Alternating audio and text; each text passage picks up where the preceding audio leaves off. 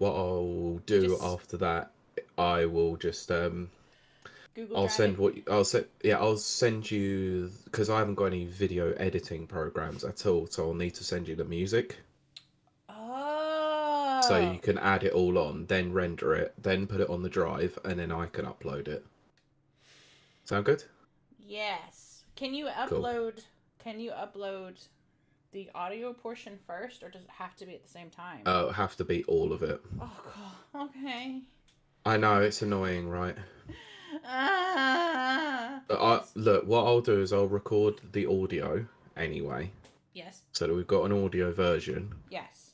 So that what we can do, I'll put the audio version out anyway Okay. tomorrow morning. Then it Okay. gives you a bit of time, and then we Good. can just replace it with the video file later. Sound like a Right. plan? I think so.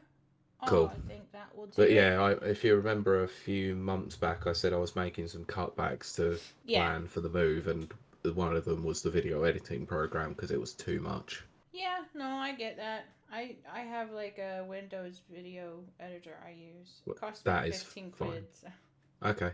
Yeah, I've just become so used to Premiere Pro and I Adobe know. stuff that I All the just fancy can't stuff. spend the time trying to learn anything else. Fancy. Because screw that. Oh, cool, we are live. I hate the way that Twitch's new page looks. Oh, It's horrendous. yeah. I don't like that. No, and I also don't like Just Eat's new menu. Okay. While I'm airing my old person grievances. I'll be honest, I can't say that I know anything about what Just Eat looked like because I've not really Really? used the service. I'm bad. I shouldn't be getting takeouts like I'm doing, but I get a takeout like once to twice a week. Sometimes you just gotta do it. Look, sometimes you have to when you just basically live by yourself and don't want to cook.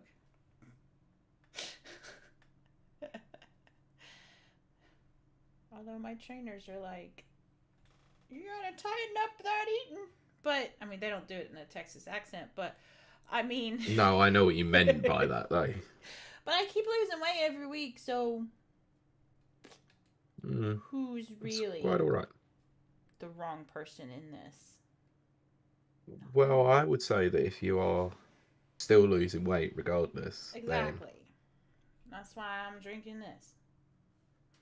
That I've now I'm poured down just the doing front of me. checks. Hang on. Nobody's gonna show up to Cool. our podcast tonight So because it's a Monday. I don't expect to see anybody because all the I'm not Americans are at expecting work. anyone either, but hey, I'm just checking levels, so hopefully it comes through. Well, the Americans are at work. The UK, Irish, and Europeans are home from work, either eating or playing games or watching TV Or both. or All making three out at the same time. or making out on the couch.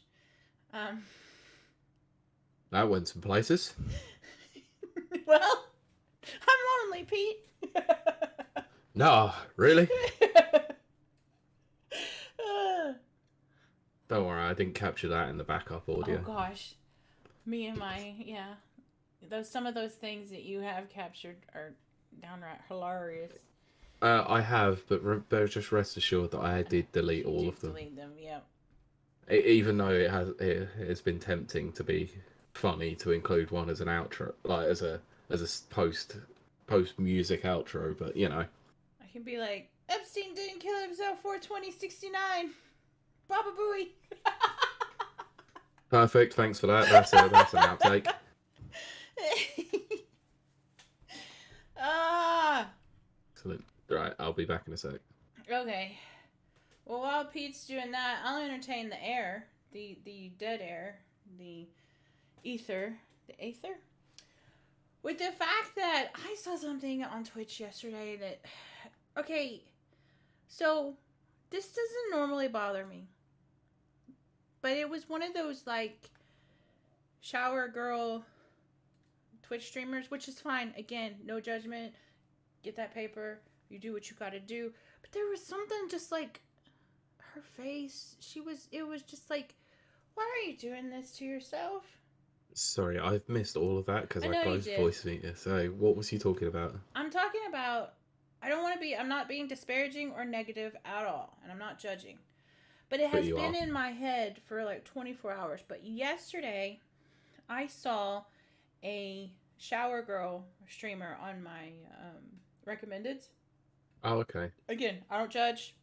Do what you gotta do. No, of course. But there was something so sad about her face and what she was doing. I don't want to say Yeah. specifically what she was doing because that would be like, oh, well, that was this streamer. Um, God, it's gonna sound awful what I'm gonna say. It Uh, felt icky. It felt a bit degrading. Now, if she it didn't feel felt like a degraded, private moment that shouldn't have been shared online. well, it felt more cringy, you know. Mm. And it was like, you don't have to do this to yourself, but at the same time, 5.6K viewers. Whoa. So maybe I'm wrong. You know what I mean? But I have not got her face out of my head all day because it was just Okay. like, you don't Weird. have to do this. Yeah. Ah! But anyway, Let's get on with life. we'll crack on, as they say, and hopefully people will come by and say hi. Yes. Yeah, well, they'll come. If you build it, they will come. I hope so. So. Okay. Yeah, because let's be honest, it's a Monday night. Things are automatically going to get chaotic. You know they are. Yes, 100%. So let's crack in. Okay. All right, let me. So I'm recording now. I'll count you in as the usual. What 166, right? 68. You even called the stream "Don't Be Late." Okay.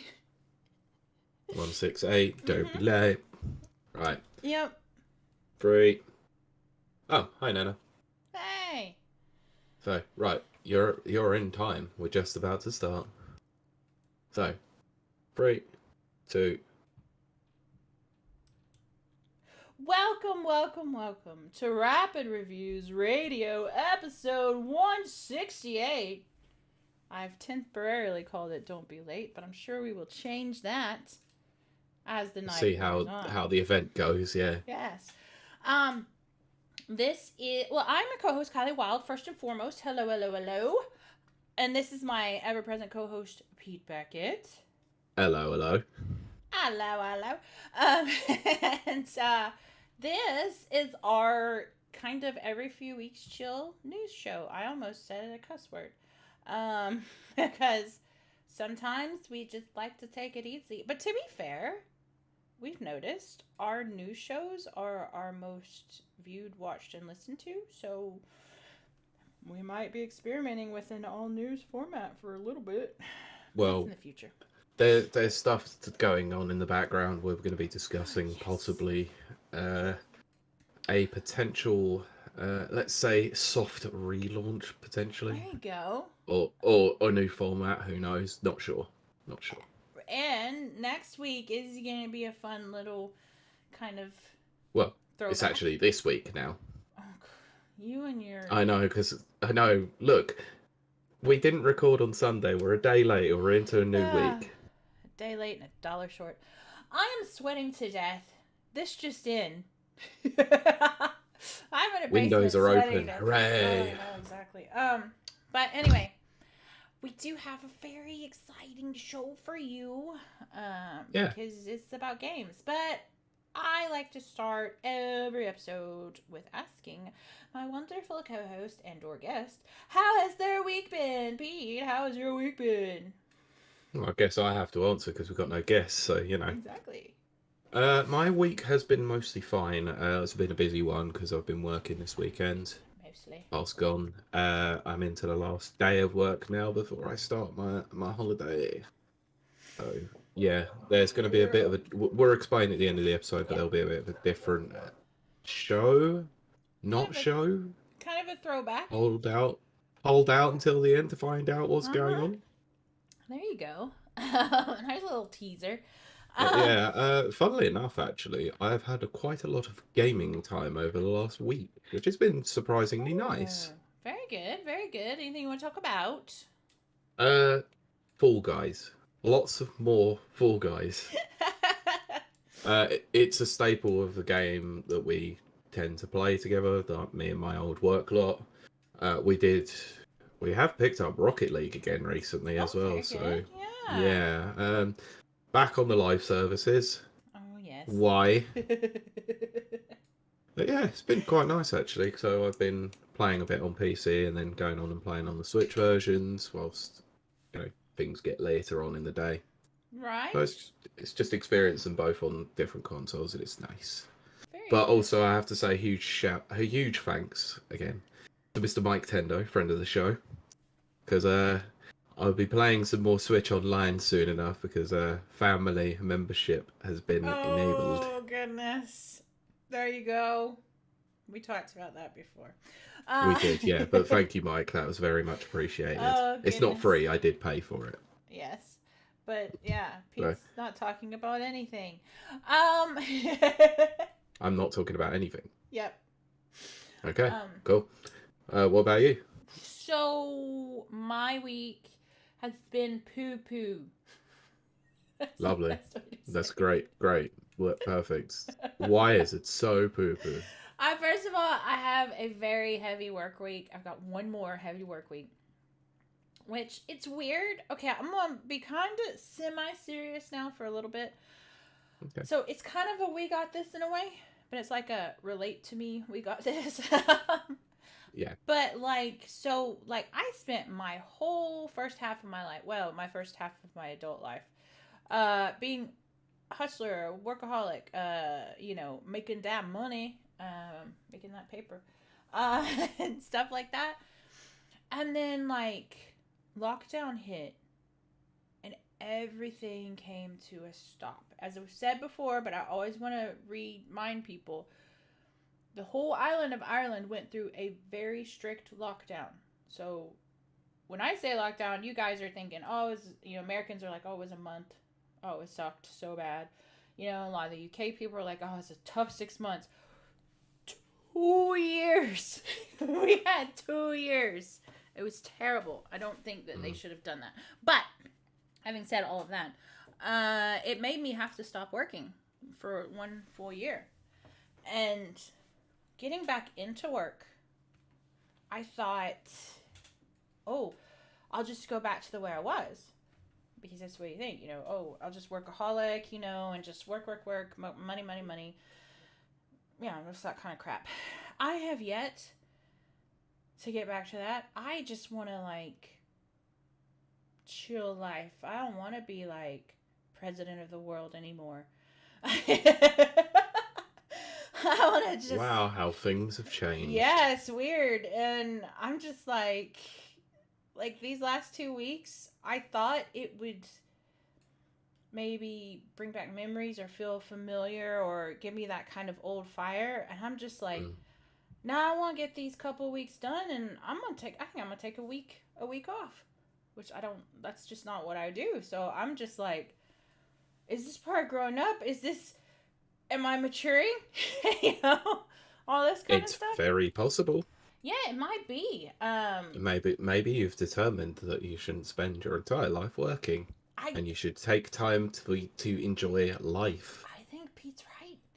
Yeah, I went to Italy and I was having some emotional issues back home, but I still was just this is so amazing and beautiful. There's a whole freaking world out there, people. An entire world waiting for you to go see it. I'll be seeing a small corner of it. Exactly. What I'm saying all this for is just to encourage you that just chill out, And I sound like a hippie, but I'm being dead serious. There's no race to be ran. There's no prize at the end. Except for you might die of a heart attack. But I mean, the prize should be the opposite. It should be your chill time. And yes, if you get a family and stuff like that, if you're lucky enough to have a family or to get one in the future, that should be your prize. Oh, I just blew my own mind. I know. Words of advice that was given to me by my dad years ago. Wish I would have listened earlier. You should You shouldn't live to work. You should work to live. Right. Okay. So I've heard that phrase before, and I'm telling you, old Kylie would roll her eyes at that and go, whatever. I know, because you did before when I told you it a Oh, couple of years see, ago. see. Oh gosh, yeah. Oh gosh, Pete, that's true. I'm just like, whatever. No, guys, Well, I don't want to do that. Sucks. there's so much more out there. There's like, did you know that birds exist? Funnily enough, yes. Although some people argue that birds don't exist, but that's a funny Yeah, meme but thing. there's also people that think the Earth is flat. Um, We don't exercise that craziness. no, sorry. Like I let people believe what they want to believe until it is like okay. But Yeah. so that was kind of a startling revelation to myself, and then which goes into my next point, which is there's also something else you can't control, which is what life, which is what people think about you. And like I have this person in my life that I do care about him very much. He's probably been in my life about 5 years. Um but he has this idea. I can't talk too much because I'm pretty sure he listens. He has this idea of I probably just gave that away to him, of who I am, which is the arrogant American, who just does things to piss him off. And I'm gonna be honest, sometimes I do. I mean, you do that to me as well, so yeah. Sometimes I do like to buck authority. Let's not lie here, okay? Yeah, you've always swiveled and yeah, done that sort of thing to authority. It's like, who I am. swivel on this. Yeah, exactly. And my favorite thing to do is his favorite thing to do is to say something that makes me flip him off, but it's all in good fun. But he has this idea of me in his head that is not a correct idea. And he just said something that just rubbed me the wrong way. It just really, trust me, it would. Yeah, it just really hit me. Like I've been doing a lot of introspection this week. That's where all this is coming from, people. In case you're like, why so serious, Kylie? Why'd you turn into the Joker? It's because I've been doing a lot of introspection this week. And the thing is, especially being an autistic female, if you're out there, you can't change people's opinions of you. They're formed. You can't change people's opinions of you anyway, and you don't have to be someone who's on the spectrum to realize that. That's true. No, Pete is correct. You are correct. So having said that, like, should it bother me that my actions were misinterpreted? It does bother me, but I can't do anything to fix that. So worrying over that is wasted energy. Does that make sense? I think that makes sense. Yeah, of course. I know what you mean. So don't focus on what's been. Right. Learn from it and grow and build from. Just hope that this person that I do respect and I do admire him, just hopes that he sees past, my foibles and sees that it's not a malicious. I'm a very odd, strange person. I just am. Yeah. But Nana, can you clip this? Because this sounds like a Kylie apology. Well, this has been a long time coming. But this has been a long time coming, and I am sorry for absolutely nothing. For nothing.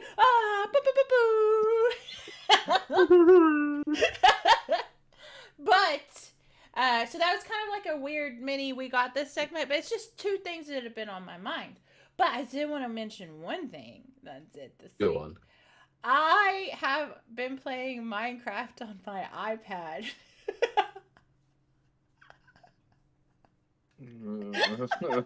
Why? I don't know why I'm choosing these alternative methods of gaming, because I want it to be very clear for people who follow me on Xbox Live. It looks like I haven't touched a game in like 3 months. And it's longer than that because you used to pair offline. Oh, I don't even know. I need to go check it. I need to switch it back onto online. I had some people in my past that were like, every time I was on, want a game? Or invite me to a game, and it's like, I just want a game in peace, but I don't think they're there anymore. But what was the thing? Pete, I forgot the thing. Oh yeah, Playing so Minecraft on iPad. right, so I have been gaming, like like I can't not game ever. Like if I'm not gaming, I am either massively bad depressed, like scary depressed, and you need to send people to rescue me, or Send the men in white coats. I was gonna say that, and then I didn't know if that was offensive nowadays or not, but that was literally what I was gonna say, Pete. And then, um, You know me, I don't buck the trend. I I know. just say things. Or I've been kidnapped and you need to send someone to save me. Or Blink twice if you're a hostage. yeah, exactly. Or I really can't think of any other way. No, because even in the hospital, I because I went in the hospital the first time, they didn't have Wi-Fi in the hospital. They do now, but Oof. they didn't. So I had to download all these offline games, and I just like 24/7 games. So like I'm not kidding. So why I'm looking at all these alternative methods of gaming, I don't know. I can't tell you. But Luna, Netflix, and now Minecraft on my iPad. Does it play different? Yeah, a little bit. There's some little tiny differences, but it's still effing Minecraft, and I'm still effing autistic. I still love it. Just spend hours there digging out caves. To be honest, I can't say anything about that because I spent far too many hours playing Terraria, which is essentially a 2D version That's of right. such. So yeah, and they do have a mod that turns Minecraft into Terraria. oh god, don't tell me that. I don't need to know that. Yep. But I don't need to know. So if you do see me out there on Xbox Live and you see I'm playing Minecraft, give me a little wave because I am having the time of my life. Don't Yeah. make me sing Green Day. Well, I'm actually thinking in my head, mining away.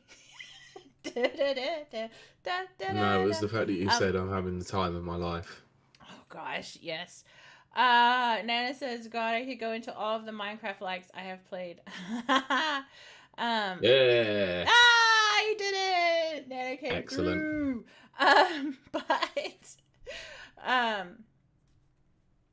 There you go. You can send that to him later. Oh goodness. Oh, it's dear. on the record. It can't be taken away now. Great. The internet never forgets. But yeah. So... No, it's not about the internet. We all know the internet forgets after 5 minutes. I don't. It's weird though, Pete. Like, since this is just our kind of loosey goosey us talking a news episode, if you go back and play games from your I'm not gonna say childhood, because our childhood was like Super Nintendo. Too many years ago, and that's depressing to think about.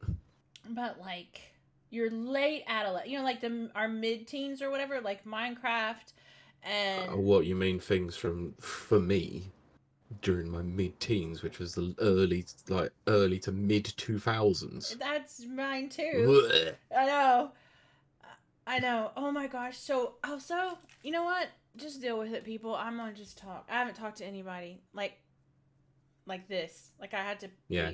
I had to be like a fakey pretend host yesterday. I'd say fake pretend. It's not. I really am like good. Oh yay! Hello. We haven't seen you in forever. But yeah, it's never like I'm never really being fake when I'm a host or whatever. It's just the more happy blah blah. But anyway, Pete. So I saw on Instagram this girl. She was like she's our age, and she was like, "Oh, clubbing in the like 2010s, like the teens or whatever." And I was like, 'cause that's when I used to club, and I was just like, oh my gosh, it didn't feel like that long ago, but that was like a whole world ago. That was a whole world, a whole generation, and a whole lot of years ago. World. But also, I mentioned last week how when I went to school and I was like 12, like one of the girls was, pregnant, and every year after that there was a girl pregnant because it's East Texas.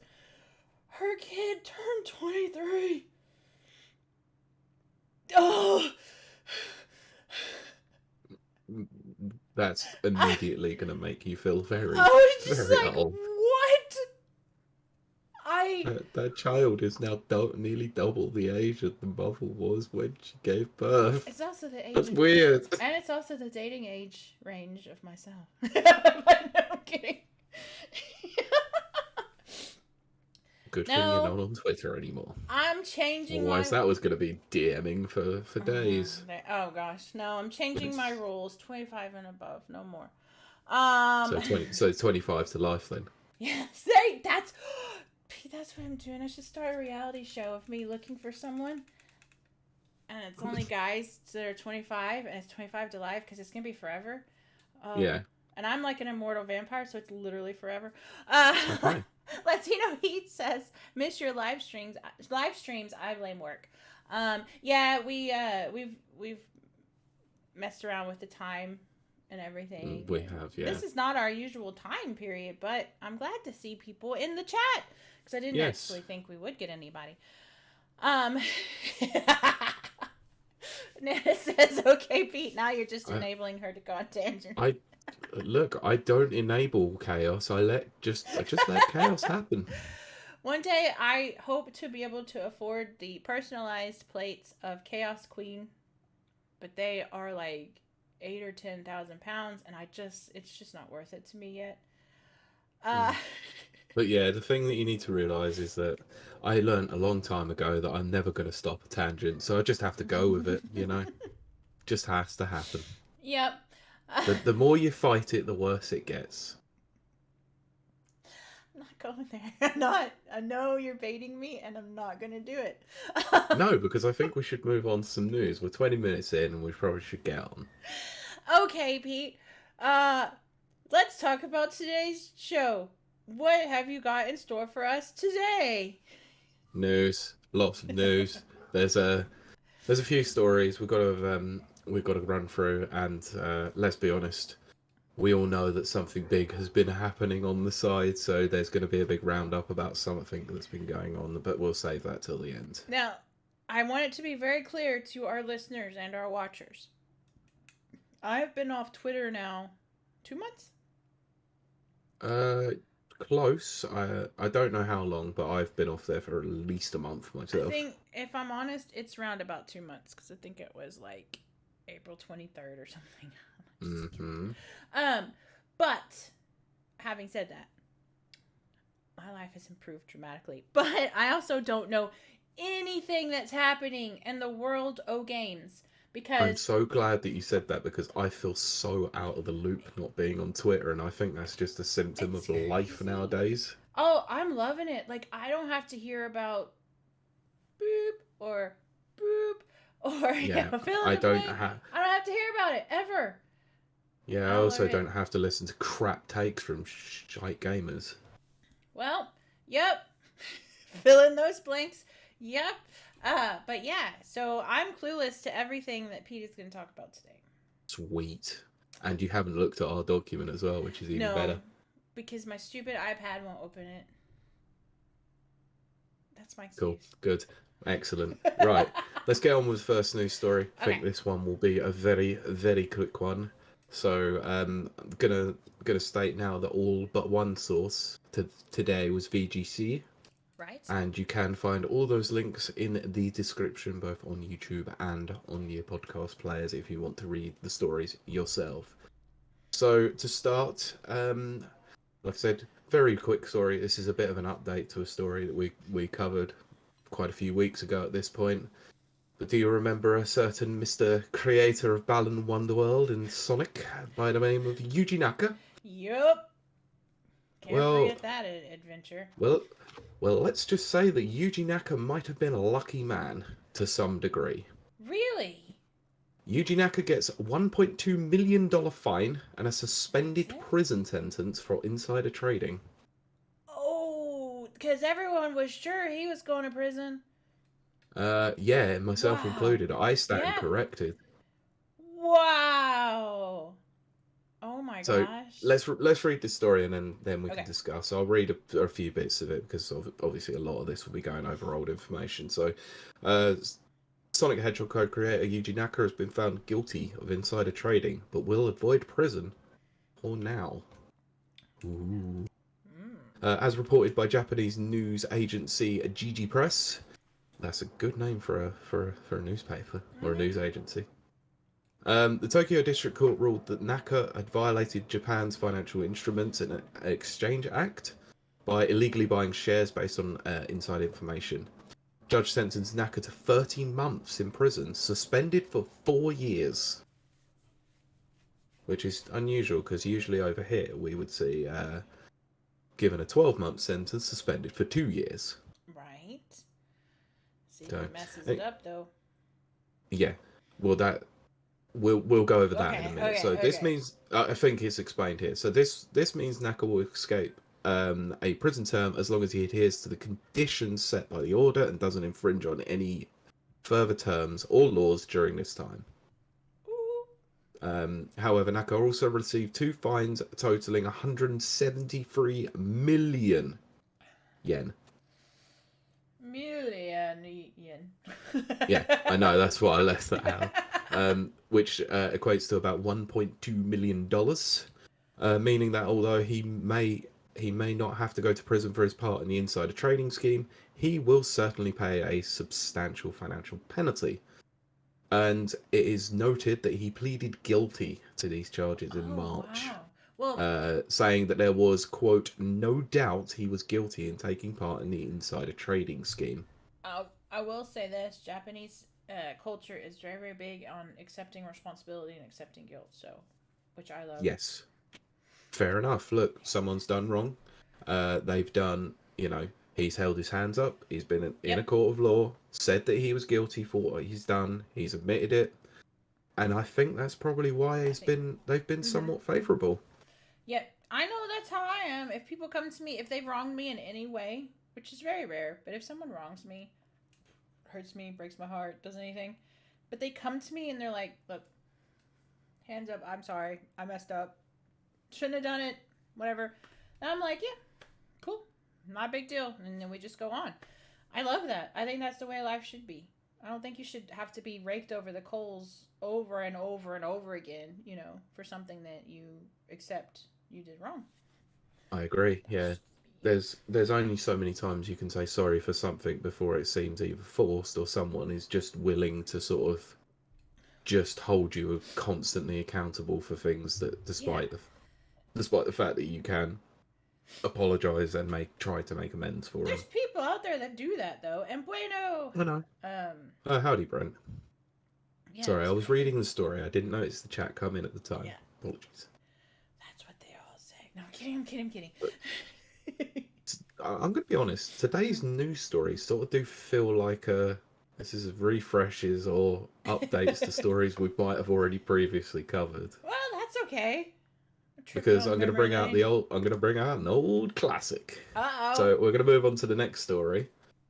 And let me just check my document. I titled this on our document, "The Epic Fight Continues." Oh, okay, when you said we're going to retread an old story or whatever, my first thought was epic. Mm-hmm. Yeah, but I called it "The Epic Fight Continues." So Apple wants to take its legal battle with Epic to the Supreme Court. Oh my gosh. Wow. This story. Oh my gosh. Story never gets old and it's great. I love it. It's so juicy too. Please go to the Supreme Court. Redacted for Privilege 2 needs to happen. It does. And I want those juicy emails. So do I. I want more Phil emails. They're so hot. Oh my gosh. He's so good. He's so good. Right, let's read the story and then we can take the mickey out of it. So Apple has requested that the Supreme Court overturn a judge's order in its long-running illegal battle with Epic Games. Blech, can't read today. Epic's antitrust lawsuit against the iPhone maker began in August of 2020. Oh my god, was it really? Oh Jesus. My gosh, yeah, because Redacted for Privilege was like, what was that, 2021? Nearly 2 years old at this point now. Oh my gosh, it doesn't feel like it. That's my point. COVID was a weird time. No, nearly 3 years at this point. Jesus. Holy crap. Yeah, because it's not 2022, it's 2023. Jesus Christ. Oh my gosh. Yeah, the lockdowns were a weird time. That was a weird time. Yeah. So, in August 2020, after it had moved to circumvent Apple's 30% platform fees with a new direct payment option in Fortnite, leading to the game's removal from the App Store. So, yeah, okay, it's been 3 years since we covered this. I'll allow for Yeah, I think the that's catch up. okay to do an Yeah, update after 3 years. yeah. I was not covering. I'm not doing the Eugene Knackle one. That was pointless. We covered that weeks ago. Yeah, we did. Yeah. Oh So, my the gosh. iPhone maker has largely prevailed in the lawsuit to date. In April, the US Ninth Circuit Court of Appeals. Sorry, can you explain what the hell a Okay. Ninth Circuit Court of Appeal is? Okay, this gets very, very difficult. But I'll try to break it down to okay. So, in federal court, you have your I think it starts at county level. I don't think it even starts at city. I think it's county level because remember each state's made up of counties. Yeah, Then from county level it goes to state level. yeah. It's not the state Supreme Court, but it's the federal equivalent. Okay. And then each section of the U.S. is divided into circuits. Oh yes, I heard about circuits before. Yeah. And I think there's 12. I could be wrong because that number changes a lot. Um, and so that's Is your first level of appeals. And is then, that why you have 9 to 12 Supreme Court justices then? yes, and that's the argument right now that a lot of people are having is that if we have 12 circuits, we should have 12 justices. You know, if Yeah. I'm picking the right number, somebody can correct me. I think it's 12, which makes sense to me. But so having said that, yeah, so that's your first level of appeals. Then I think there's a second level of appeals, and then it goes to the Supreme Court. So they're Okay. on their way up. Fair enough. Thanks for the explanation because I didn't understand that. I'm sure we've got Yeah, viewers and listeners who definitely will not have got that too. it means they're getting really close to Supreme Court level, which is the ultimate Okay. law of the land in the U.S. Awesome. Thank you. So, in April, the US Ninth Circuit Court of Appeal, Ninth Circuit Court of Appeals. That Yeah. is such a horrible name to say. Upheld a lower court judge's 2021 ruling, largely rejecting Epic's claims that Apple violated federal law by not allowing any competing marketplace on its iOS platform. However, they also agreed with a ruling that said Apple can no longer restrict developers from including links or buttons to take users to payment options outside of the App Store, potentially reducing the sales commissions it receives. Last week, the Ninth Circuit rejected petitions from Apple and Epic asking for the court to revisit its April decision, according to Reuters. In its request to the Supreme Court, Apple's attorneys argued that the Ninth Circuit overreached in issuing a nationwide injunction. Yeah. Damn. So this is a quote. This must come from the legal document filing by Apple's attorneys, I guess. Probably. The district court issued a sweeping injunction prohibiting. Jesus, sorry, me no read so good It's today. one of those nights, yeah. It's Monday. Prohibiting Apple from enforcing its anti-steering rules against all developers of iOS apps offered for distribution in the United States, even though the sole named plaintiff, Epic Games Inc., did not seek or Class. obtain class. That's making me sound northern. Class certification and didn't prove that an injunction running in favour of non-parties was necessary to make it whole. Basically, legal speak of I ain't got a clue what that means. And to finish the article off, it says Epic can also ask the Supreme Court to hear its appeal. This is fun. I want to hear the background. You know? You're going to take a background? No, I want to hear the back. Like, I want to know. Oh, right. Okay, yeah. You know, like, all the... Like, the emails. I want to know. And I hope that they get... Because, okay, what people don't know is that Redacted for Privilege that we recorded, those were done with emails that I creatively obtained. that were soon quickly taken off the I public. so all I'm gonna say is actually you did nothing wrong. I did nothing wrong. They were publicly available. They weren't It wasn't supposed to even be. just That's it not my fault. wasn't. No, that's the court's problem. But That's it. technically, if I guess as a journalist, if you wanted to, you could have done a Freedom of I Information could Act have. request to then gain the information yourself. It's true. I could have done that. I may do that for this one. uh, Do it. yeah. Do it. Do it. But yes, I am just like, I can't believe this is going on and on like this. But to be fair, everyone knows I'm an Apple girl. I can't stand Epic as a company. I play their games because that's what I do. But the people behind it, I'm not a big fan of. But in this instance, Apple's a little bit like, I don't know. It's kind of the Wild West because Apple set up its little kingdom. Yeah, under its app store. Yeah, but it's like how much in this world, in this globalization world, can you have a little kingdom like that? You know? And that's really what this all comes down to is can Apple have its little kingdom? Yeah, who wants money and who wants more money? Yep, in this capitalistic society, I don't think I've got no gonna... problem with capitalism, but this is just ridiculous. Unregulated capitalism is the devil. Anyway. All right, commie. You know what's funny? I'm joking, okay. Of course. Okay, tangent time. So yesterday I was hosting a party of older conservatives, British conservatives. Okay, thanks for that. I was glad you clarified. Yeah, I needed to clarify that. And so I was like... also, sorry, just so I know, affectionately, I say affectionately, not as gammons. Yes, that's... Yes. And yes, with full affections. So I was serving, I don't remember. Oh, meatballs. I had made just some homemade meatballs, which is like an hors d'oeuvre type thing. Which seems appropriate because they've got pork in them. So. No, actually, these were beef, but yes. But you can have a mix. You can. It's actually quite nice to do so with both. It is. Oh, don't get me started. I love pork. Oh, don't use that against me. Clip it. But so I was serving meatballs, and one of the guests was like, "Oh, are these actual meat? Are these vegan?" I was like, "Oh, no. These are 100% beef. That's all I serve." And the guy goes, "Really? I would have thought that you, of all people, would be vegan." And I was like, "What?" And he's like, "Yes, you're a socialist." What? What? It's just like, what?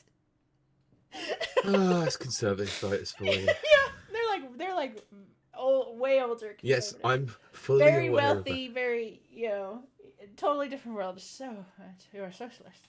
What does that have to do with being vegan? So anyway, that's my vegan tangent. Back to the news, Pete. I don't really know what else to say about this. Two large companies being capitalistic, hating each other because of something as minuscule as 30%. Pete, we should call this capitalist dicks. Capital dicks. We may not. What have I always said about the SEO? I don't care about it usually, but we have to try. I know our numbers are going down. People, please support us. But anyway. I'll try and sort something out so we can come up with something of a funny title, I guess. But go ahead, go on with the next story. Fine, I am going to go on to the next story, which I popped on our document as Red Dead Redemption. Oh, are we getting a remaster? Red Dead Redemption has been rated in Korea. Oh. Okay. So let me read the story and let's discuss. This is such a you story, I had to put it in. I'm all ears. A new rating for Red Dead Redemption has been published. Rockstar's 13-year-old game was classified again this month by South Korea's Game Rating and Administration Committee, which has a history of revealing upcoming titles prior to their official announcements. Mm-hmm. As spotted by Gamatsu, The new rating carries a classification number that refers to console games. Okay, so it's a console. Interesting. Okay. Red Dead Redemption previously released on PS3, Xbox 360 in May, but it was never been ported to PC. Right. Interesting. So the new Korean classification is separate to existing ones for the original game, its Undead Nightmares collection, and its Game of the Year edition. Right. VGT has contacted Rockstar for comment on the new rating. Anyway, so this is actually coming off the back of the fact that a Rockstar insider has previously leaked accurate information about the company's games, claimed last year that remasters of both GTA 4 and Red Dead Redemption were once planned, but had since been scrapped. Yep, I remember that. I remember that story. Yep. So so the rest of this story is essentially just confirming details about what's happened with Red Dead since. So having confirmed in early 2022, active development on GTA 6 was well underway. There's more than an hour's worth of footage leaked last September, but that is all. There's not much else that we need to say about this story. So, what do you think? I know that they've used the Korean game rating before, like a lot of news outlets have, and they have been wrong before. I'm trying to remember the Yes, they have. most recent one. I think it was Resident Evil, but I could be wrong. It was very No, disappointing. It was something I if I wanted. remember rightly, I think they leaked the confirmation of Resident Evil 4 remake. Maybe that was it, but there was something that I wanted to happen, and it had been on the ratings store, and then they took it down, and it didn't happen. But I can't remember now. The point is, though, I would love a Red Dead remaster. Red Dead, when it came out, which 13 years ago, that's like a little human. That's crazy. I was back in Texas. And that was probably the first Rockstar game I played all the way through. Because it had me, like, hooked. Like, the story was great. The gameplay was great. You could tie people to the railroad tracks, which sometimes it did. You could do, yeah. And then, like, there were some hilarious articles out at the time on cracked.com. If anyone is old enough to remember cracked.com, and Sean Baby. Yes, I do remember Cracked. Oh, I lived for that site. That was the type of journalist I wanted to be back then. And I reread some of my old stuff. I'm hilarious, Pete. I should be writing more. I have not read a lot of your articles in the past, so I can't say that you for haven't. sure. But I have, and Wow, very, really? Well, you refuse to share them. That's I do. why. They're very irreverent. They're very not your typical. Because I don't believe in convention. I'm an unconventional conventionalist. None of that is important. And what's important is that Red Dead's getting a remaster, and that makes me very happy. I don't know. I think it would be a good PC game, I think. I think the controls could, because like GTA 5 is a good PC game. So I think the controls could port. I would still play it on a controller if it was on PC. But if they made it look like Red Dead Redemption 2, I don't care. I'll buy it. I'll buy it on all of them. I'll buy all console versions. Yeah. I'm gonna be honest with you. You never played it. Yeah, that's true. Mm-hmm. But I would absolutely buy it if it got remastered. Yep, I think you would like it. It is. I mean, the joke was at the time that it's GTA on a horse, and it is. Like, I remember buying it, going, "No, it's not. No, it's not." And then as I played it, yeah, it is. But it's fun. It's a huge world, and it's got some music in there. It's really cool.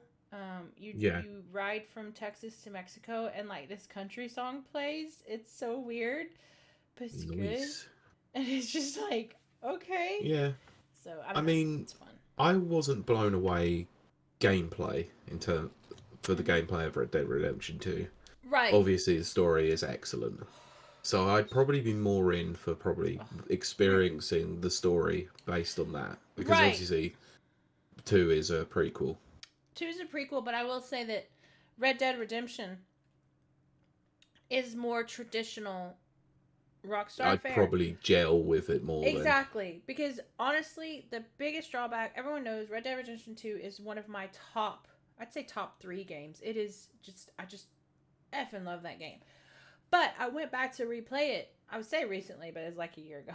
And that beginning part, if you don't make it through an hour and a half of this beginning slog, you're not going to get to the actual good part of the game. I don't know why that first hour and a half is terrible, but it is. It is, and I freely admit that. It What, in 2? Yeah, Red Dead Redemption 2. I really like that first hour, though. It's slow, but it sets such an atmosphere. It is. Well, that's what it does. It's building an atmosphere. I mean, and you can see all the really awesome mechanics of the horse private parts. Shrinking. Like a shrieking violet. Which I didn't know because I don't have those kinds of body parts. I didn't know that was a thing. Anyway. Yes, it does. Yeah, so that's new to me. I don't know anything about the male body. I'm sorry. And then the way you could walk through the snow and it like stayed there. I don't know. Like those tiny little things are very, very important to me.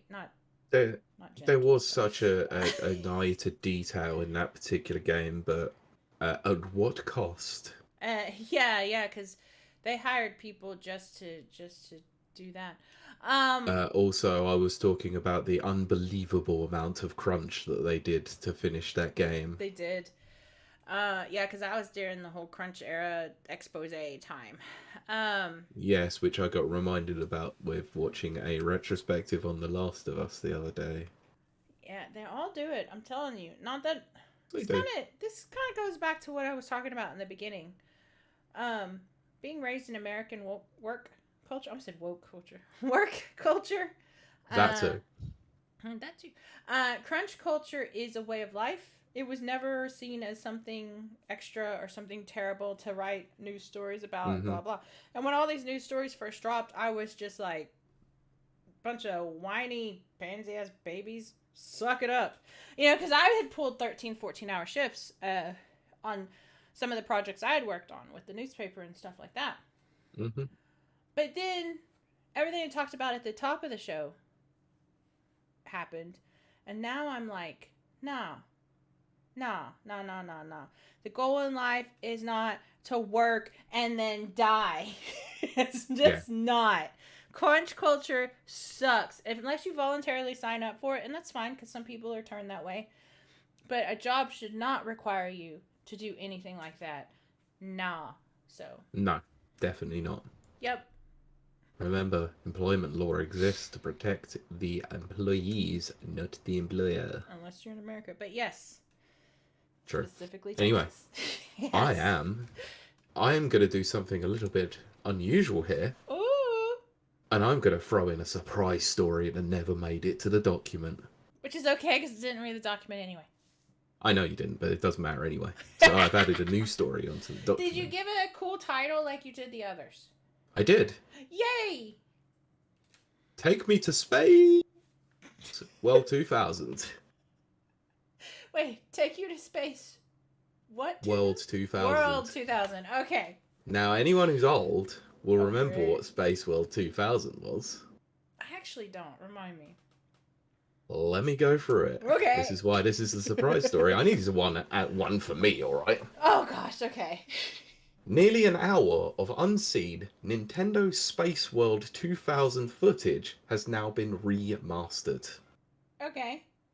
What is Space World 2000? Why have I not heard that? Space World 2000 was a convention that Nintendo used to put on to showcase all their upcoming games and announcements. That's what they called it? Yeah, Space World. Oh. I knew about like Nintendo game shows. Yeah, well, Space World 2000 was one of the originals. Okay, that's it. I just learned something. Okay, well, I'm going to go through this because this is something I've been incredibly interested in seeing for so many years. I'm sure. Yeah. Nearly an hour of unseen footage from Nintendo Space World 2000 event has been restored and published online. Oh, that's cool. So, media executive and Ziff Davis vice president Aaron Dory has shared the 51-minute compilation of footage he shot at the event Aw. 23 years ago. So, according to Dory, the footage comes from his own source tape archives and has been color corrected, semi-stabilized, and has a higher bitrate and or other improvements in order to make it look as clean as possible. And this is why this is interesting. The footage includes highlights from Nintendo's press conference at which the GameCube was officially revealed for the first time. Oh my gosh!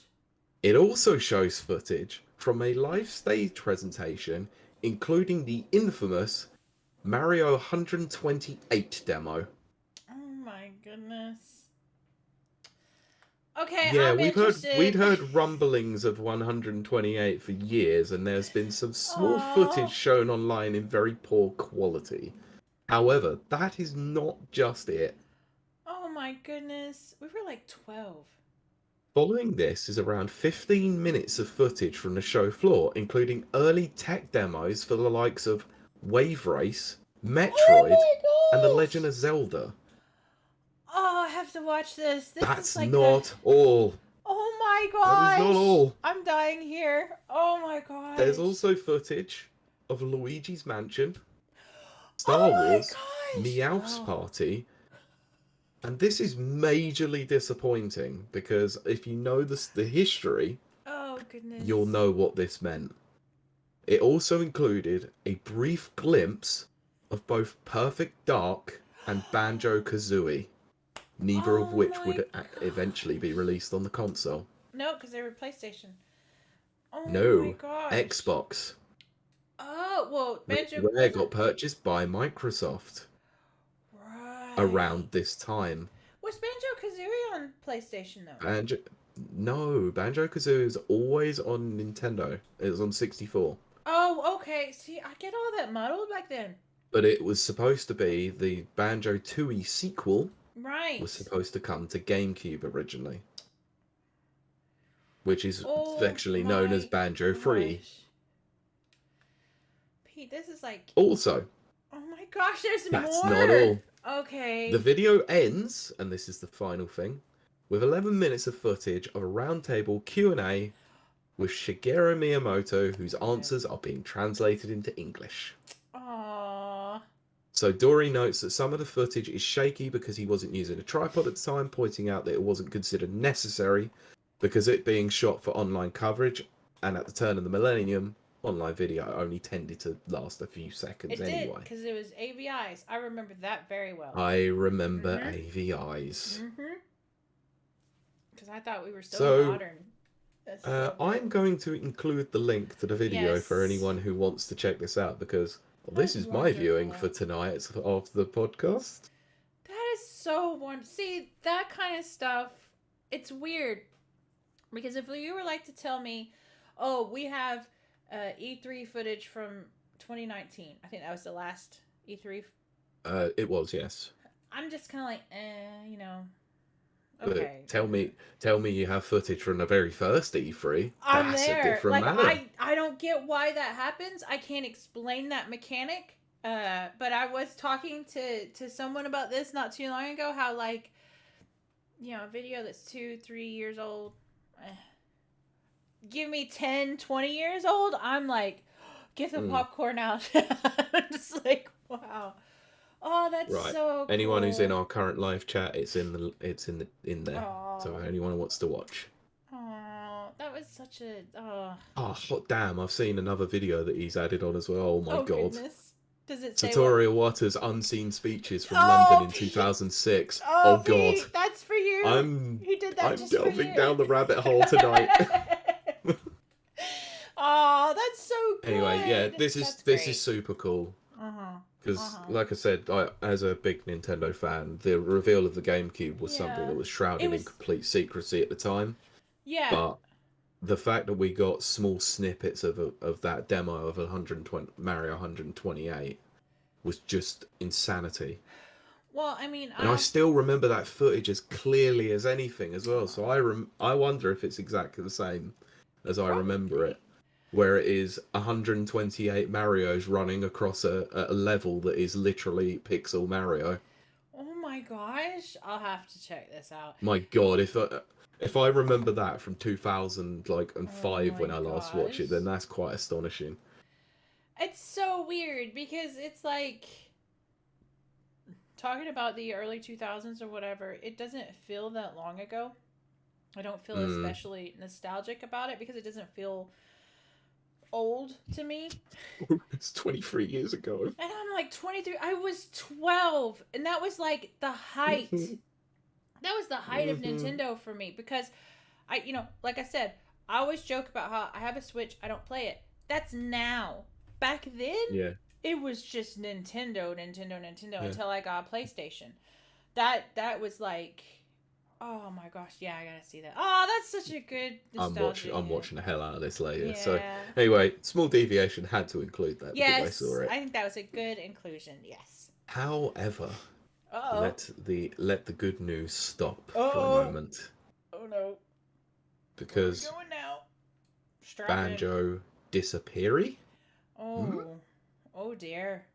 Oh dear. Banjo-Kazooie devs unsure the quote audience is there for a new game.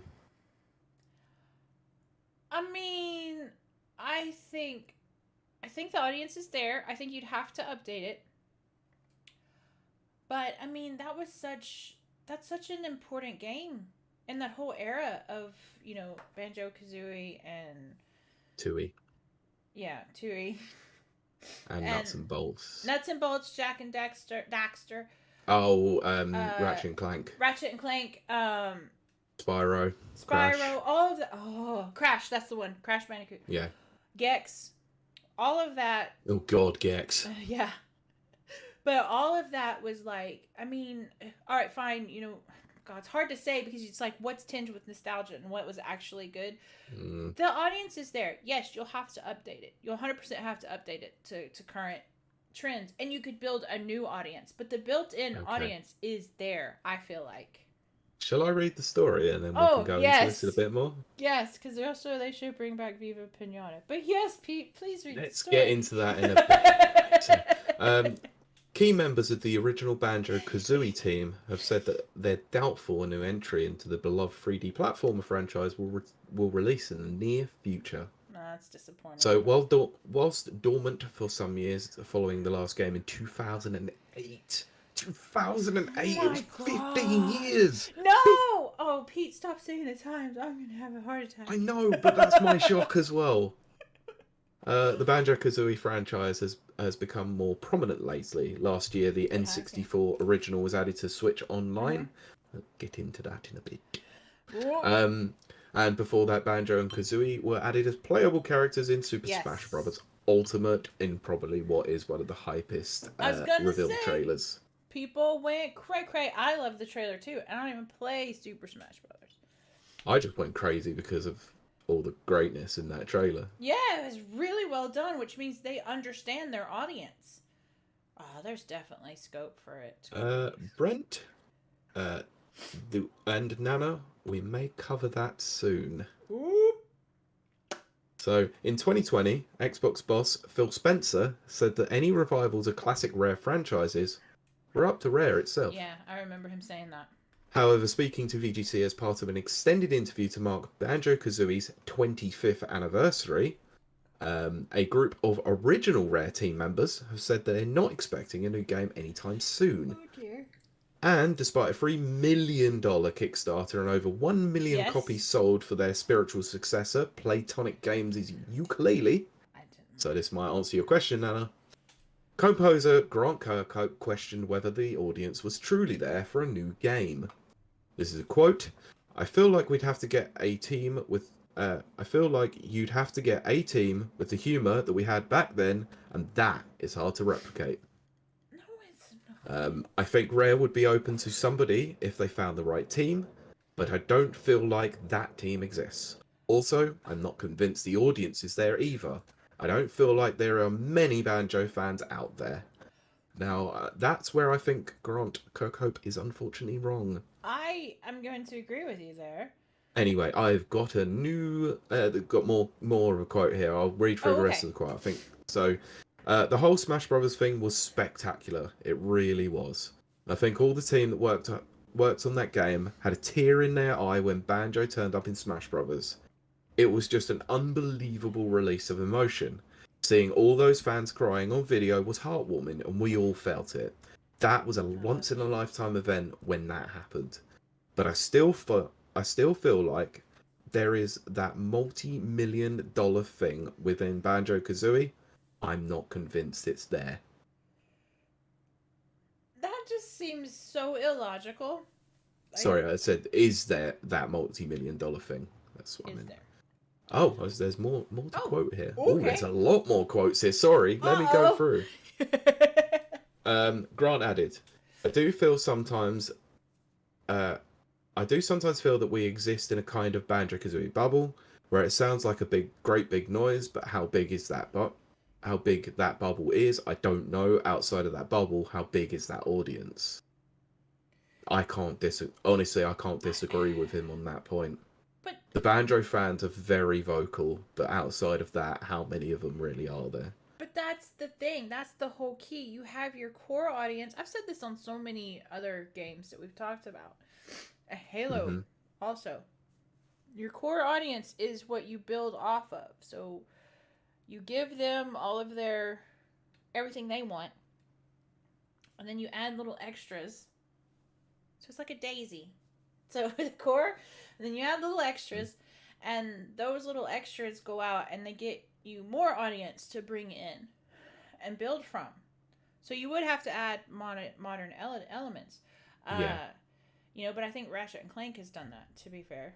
kind of has. Um, Anyway, let me read some oh, more statements. oh, okay. See, I'm ready to talk about this. Okay, Pete. I know, I'm sorry, I didn't realise there was more statements Okay. because not only is Grant Kirkhope not the only one who's spoken about this, Oh. lead programmer Chris Sutherland also Oh, okay. We've went heard on from the him. record to echo what Kirkhope stated. Mm.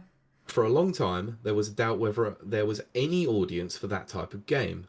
Of course, there's some audience, but is there enough to justify the kind of scale, kind of, uh, the kind of scale of game you would need now for a first-party title? Obviously, Nintendo does well with their platformers, but that's Nintendo, and they're often the exception to the rule. That's the big question. The characters themselves, like we've seen with Smash Brothers, people have a love for them, but do they love that game? And if you made a different kind of game, would you be back to a nuts and bolts thing where it wasn't what they were expecting? I'm still hoping that something will appear and we'll all be proved wrong. Why does it have to be one or the other? It needs to be a conglomeration of the two worlds, core fans and new fans. And Halo Yes. failed at that. They Okay. had potential and they failed. But Banjo could do it because Banjo's cute. And cuteness appeals. Let me get to that. Oh, okay. Because character designer Steve Mayles Okay, here we go. argued that the best way to revive the Banjo-Kazooie series would be via a modern remaster, so that the rights holder Microsoft could keep costs down and gauge interest from players. Yes. Quote, Exactly. I've said before, that would be the way to do it, because obviously it takes so much money to create a brand new top-end game that the sensible thing to do would be kind of a remaster to test the waters and see if the audience is there. But importantly, I think it would have to come out on a Nintendo platform as well. I agree with this. I like this guy. I like the way he thinks. I'm on board. Mm. Is he 25? Yeah, so anyway, Kirkhope concluded by stating that he believed one studio that could do justice to a Banjo revival could be one of his old collaborators. Ooh. Interesting. So, quote, I have to say, having worked with Ubisoft Milan on the two Mario Rabbids games, I believe that they would make a great Banjo game. Oh, okay. I've said it to them a couple of times. I really feel like they've got that passion that we've had back in the day at Rare. I didn't think I'd meet anybody that had that passion, but I really feel they have. Yay for passion. But if you want to see this entire conversation, there is an hour interview on YouTube which Oh will dear. be linked in this article. So you can go and listen to the full thing yourself, which I will be doing at work tomorrow. Oh, okay. I might skip that one. You'll have to fill me in, Pete. I will, if there's anything major that wasn't included within this, then I will let you know. I just think that there is scope and room for it. I will say this. I did play the ukulele demo that was available on something. I don't remember. It's been so long. I didn't like it. Not many people really like the original ukulele. No, it was something about it was janky. It wasn't funny. I don't know. It was like all the parts were there, but the soul wasn't there, which is all I can. Yeah. So I think they could do it, but you know what? All I really want is Viva Pinata revival. Yes. Please Yes, I do. Give me that. Please give me that. I would like a new Viva Pinata to come out, or even just like I said, a remaster of the first two games would be nice. You know what? A remaster and the ability to play it on the iPad. Well, you would be able to. It's called Game Pass. Oh, that's right. That's right. I Yes. do need to do all that. But actually, funnily enough, now that I've got the Nintendo Online expansion pass, right. I've been looking for games to play on holiday. Right. I think it's about time I pulled the trigger on Banjo-Kazooie for the first time. Do it, Pete. Yeah, it's exactly what it's a platformer. You'll love it.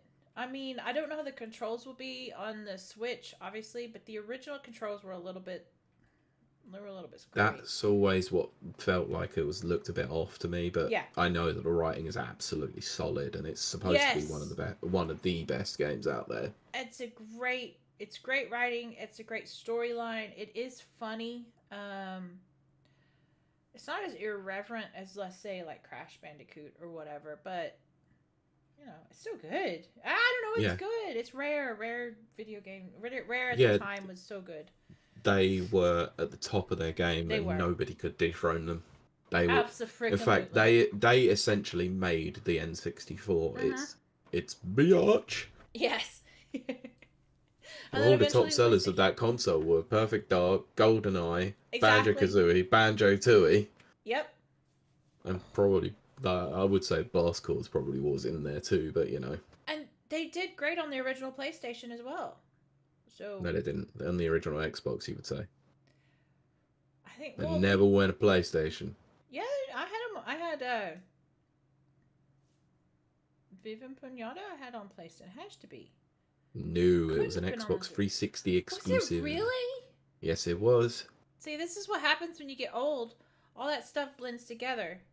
Yeah, so the problem was the way that Rare got started out is that they were they were developing games for all consoles at the time, but they were mostly utilizing their technology on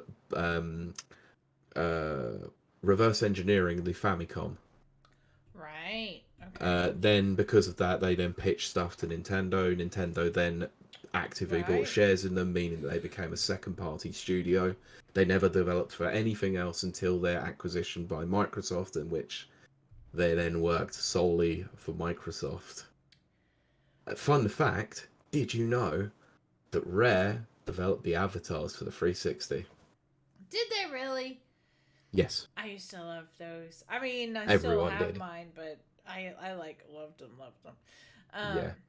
Yeah, I'm trying to remember. So, no, I guess not. I guess it was Xbox 360. It had to have been. Okay, I just muddled it all together. I remember that specific little thing that says only on 360. Right, okay. I mean, and now I've got Rare Replay. Well, there you go. Yeah. I've got Rare Replay too. Yeah, it's fun. But anyway, next story, Pete. Final story. But this is a big one. The final story. Because whilst this is a little bit slightly outdated, let's be honest. This comes from gamesindustry.biz, not my favoured source, but it seems to be one of the only ones that did this. Everything we learned from the Microsoft versus the FTC hearing. Oh! Okay, I gotta know. Strap in, I gotta know. Sorry? Strap in. I gotta know. Okay, because yeah, there was some stuff. There Really? was some pretty big stuff that actually came out of this, which is why I Oh. think we should probably cover it. Yes. So give me a second. I am going down to day one. There's a lot to cover. So I'm going to try and rapid fire through a fair bit of this as much as I can. Rapid So reviews. anything I find interesting, we will quickly run over. Okay. So they've been very nice, and like I said, I'll include this in our sources so you can go and have a look for yourself, but I don't want to bore you with too much information. So, day one, coming from June 22nd. Yes, it's been a while since we've covered news. It's been a while. No. Xbox Vice President Sarah Bond testified that Activision Blizzard CEO Bobby Kotick demanded special treatment, specifically a more favourable revenue share, and threatened to pull Call of Duty from the Xbox platform if Microsoft didn't agree. Bond also explained that the platform holder gave Activision this new share because it had players whose expectations we wanted to meet. I hate him. I don't hate him. I don't hate anybody, but he's... Essentially, what we've learned all the way through this entire thing is that Bobby Kotick has played both sides like a damn fiddle. He's awful. He's just a terrible person, and I can't stand him. I really can't. Yes. I don't have any time for him. But yes, on a related note, Bond admitted that Microsoft occasionally agrees to an 80-20 revenue split rather than the traditional 70-30, but only where it believes it was critical to get content. Yeah, I 100% I support that. Yeah. Yeah, I would do according to IGN, Bond also complained the majority of Xbox Cloud gaming players use it as a console feature, e.g., starting to play a game while it downloads in the background rather than a service. Yes, yes, that's me. Yes, that was me too. I have ADD. I can't. I have to. Right. The Verge also reported that Bond revealed Xbox is working on a dedicated version of Xbox Cloud Gaming, separate from Game Pass Ultimate, but the operational costs are higher, and Microsoft has since made partnerships with other cloud gaming services. That was in the Epic Apple. It was. So yeah. So that's right. Not new, for. Okay. An email from PlayStation CEO Jim Ryan, shared in court and reported by AGN, shared the exec was initially unconcerned by the proposed acquisition, writing 2 days after the deal was announced, and this is the funny thing, he should probably have remembered that he wrote this on an official Sony email. I'm sure he remembered. I can't stand him. That he said that it was not an Xbox exclusivity play at all, and Microsoft was thinking bigger than that. Quote. He added that he was pretty sure we will continue to see COD on PlayStation for many years to come, and the company will be okay, more than okay. Mm-hmm. And I quote. What changed him? What changed him to that thing he said where he was like, I don't care, I just don't want it on your platform. I hate greed. The money. I hate greed so much. Capital dicks. Anyway, right. Court documents reviewed by IGN suggested the expected starting period for the next generation of consoles is 2028. 8 years after the launch of the PS5 and Series X and S, the estimate came up during discussions of Microsoft's proposed 10-year deal to keep Call of Duty on PlayStation, saying the terms guarantee the series will continue on to the next Sony console and guarantee parity with Xbox versions. Right. Axios's Stephen Totillo shared comments from Jim Ryan, who said Sony would not be able to share details of the next PlayStation console with a Microsoft-controlled Activision. Ryan believed Activision will not be incentivized to develop games that would make user of any device features that were not available for the next Xbox. Totillo also reported on the FTC's claims that the 10-year deals between Microsoft and companies such as Nvidia and Nintendo promising Xbox and Activision games for their platforms are filled with loopholes and speculative commitments. Sorry. I mean, that's business. That part is just normal business. He's just scraping the barrel there. Yep. A court filing spotted by The Verge ahead of the hearing saw Microsoft continue to position itself as the underdog of the console space. The platform It holders' is. lawyers wrote, Xbox has lost the console wars, and its rivals are positioned to continue to dominate, including by leveraging exclusive content. Xbox has consistently ranked third in consoles behind PlayStation and Nintendo. They're not wrong. I was gonna say, remember, I'm an Xbox girl. I'm a fangirl. And I know the numbers. Xbox lags far behind the other consoles. That's a known thing. Okay, Little. That's okay, not technically correct, but it's mostly correct. Mainly technically correct is the because best kind of correct. not in this situation, it's not, I'm afraid. So in this situation, because the lines have been blurred by console generations because of Nintendo, Yeah. they were third Mm-hmm. behind PlayStation 3 and the Wii, but they were second behind the PlayStation 3 and the Wii U. Because Right. we had a year of the Wii U before we That's had true. the I did Xbox forget One. that is true. But they, as far as consoles go, they've consistently been in third. Their Yep. their game, quote unquote, no pun intended, is not hardware. It's always been software. It's Microsoftware.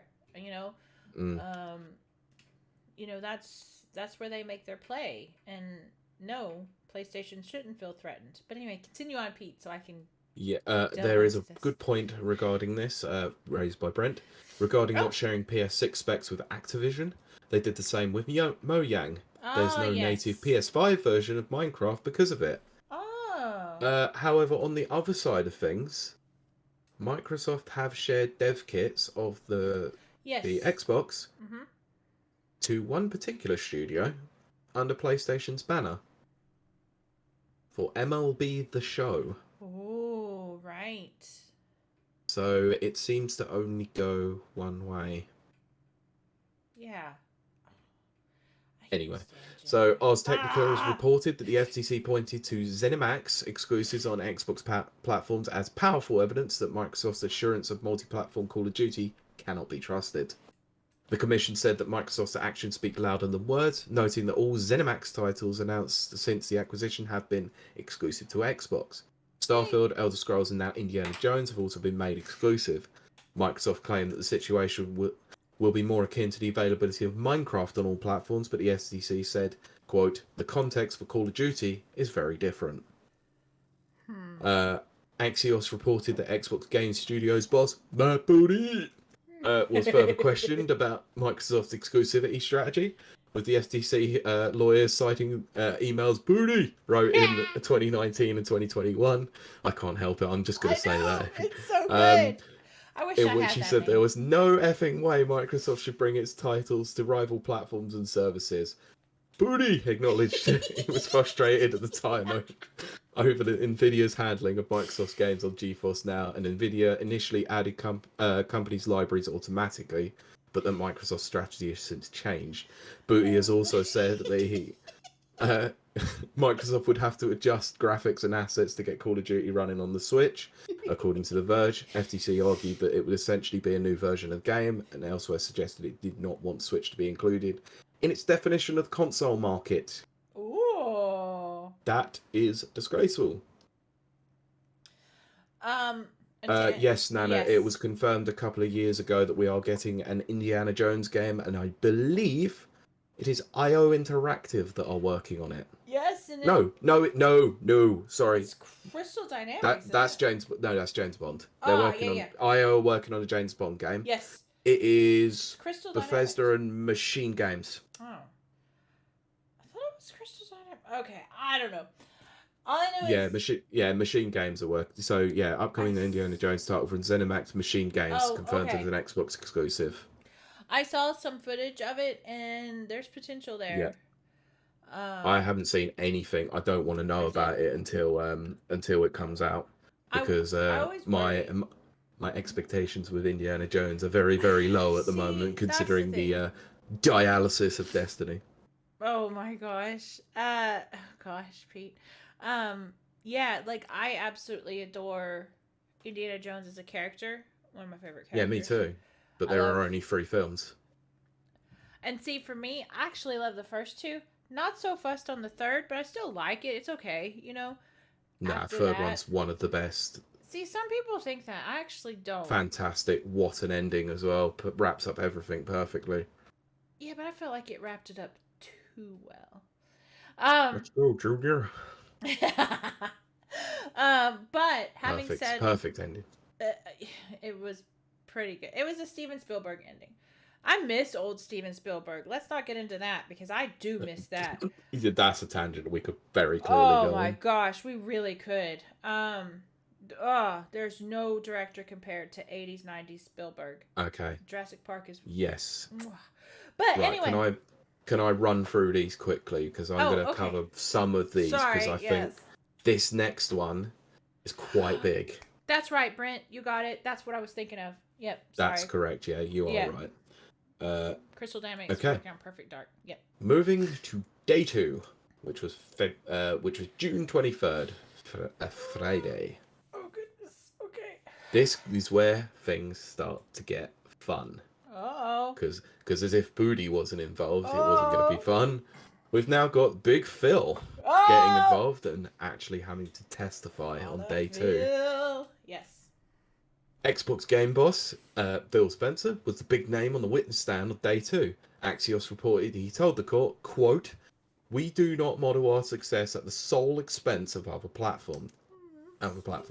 He also talked about the multifaceted relationship with Sony, discussing how the two work together to ship games on PlayStation, but adding that deals like exclusivity for Final Fantasy XVI are trying to, quote, "reduce his Xbox survival in the market." I love him so much. He also clarified that Microsoft's gaming team runs as a standalone profit and loss business inside the wider company, and it is expected to be profitable rather than losing money over time.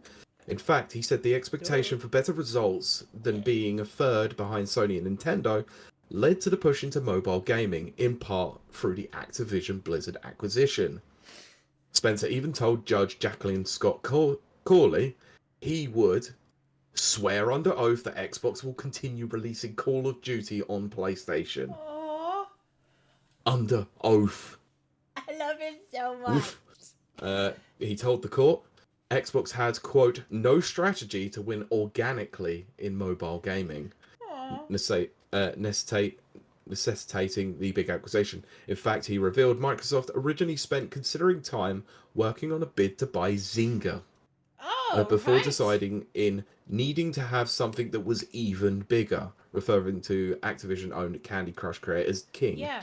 Zynga was then purchased by Take-Two Interactive for $12.7 billion. It was announced 2 weeks before Microsoft's proposed acquisition. That's in the Xbox Apple emails. It was, yes. Yep. So the Xbox also claimed that Microsoft was worried it would lose Starfield to PlayStation following exclusivity deals for Ghostwire Tokyo and Deathloop. He said the Bethesda acquisition helped Xbox to secure content for its platform and, quote, "remain viable in business," end quote. Spencer also blamed Sony for the lack of a native PlayStation 5 version of Minecraft. Thanks, Brent. I was getting to very good, yeah. Claiming Sony did not give Microsoft access to development kits ahead of the console's launch, to quote, "which puts us at a disadvantage relative to other developers." When asked why Microsoft hadn't launched a PS5 version since the console launch, Spencer said Xbox has been looking at ways to, quote, "maximize the success of Minecraft." A significant portion of the day was also spent with the FTC trying to define relevant markets, including whether or not this included Nintendo Switch. Ooh. Screw you, FTC. They're the biggest... They've sold nearly more than everything else. Oh my goodness. In its comprehensive roundup of the day's events, IGN reported that Microsoft varies whether it includes Nintendo Switch in its internal metrics based on its data it's looking at. The FTC has also made some missteps in its cross-examination of Spencer, such as asking why Microsoft couldn't use the $68.7 billion for Activision Blizzard acquisition on the type of exclusivity deals that Sony makes. This led to Spencer explaining to the FTC's lawyers how financials related to acquisitions actually work. Very good. Damn, Phil, you throwing shade. That's right. Oh, I love him so much. Yeah.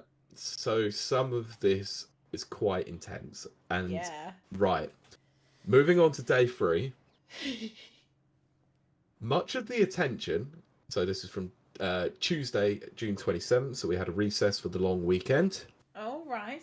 Much of the attention for the third day session went on Sony Interactive Entertainment CEO Jim Ryan, who appeared via a pre-recorded deposition early in the day. Of course he did.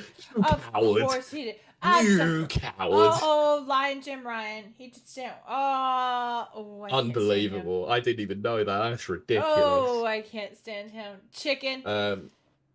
But anyway, so it states in the article some of the below details are the highlights. So, quote, so Xbox's original proposal to keep Activision Blizzard games on PlayStation and Call of Duty, quote, was not meaningful.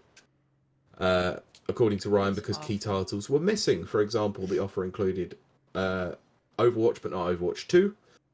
This deal was not negotiated. Spencer sent it to Ryan via email, and Ryan rejected it without a counter proposal. Exactly. Well, that's your problem then. Yeah, exactly. That's not on. Oh, that's not business. Anyway, the PlayStation boss was initially less concerned about Microsoft owning Activision, as he hoped Sony would still reach an agreement with both parties. But an email from Phil Spencer on August 26, 2022, quote, really set alarm bells ringing.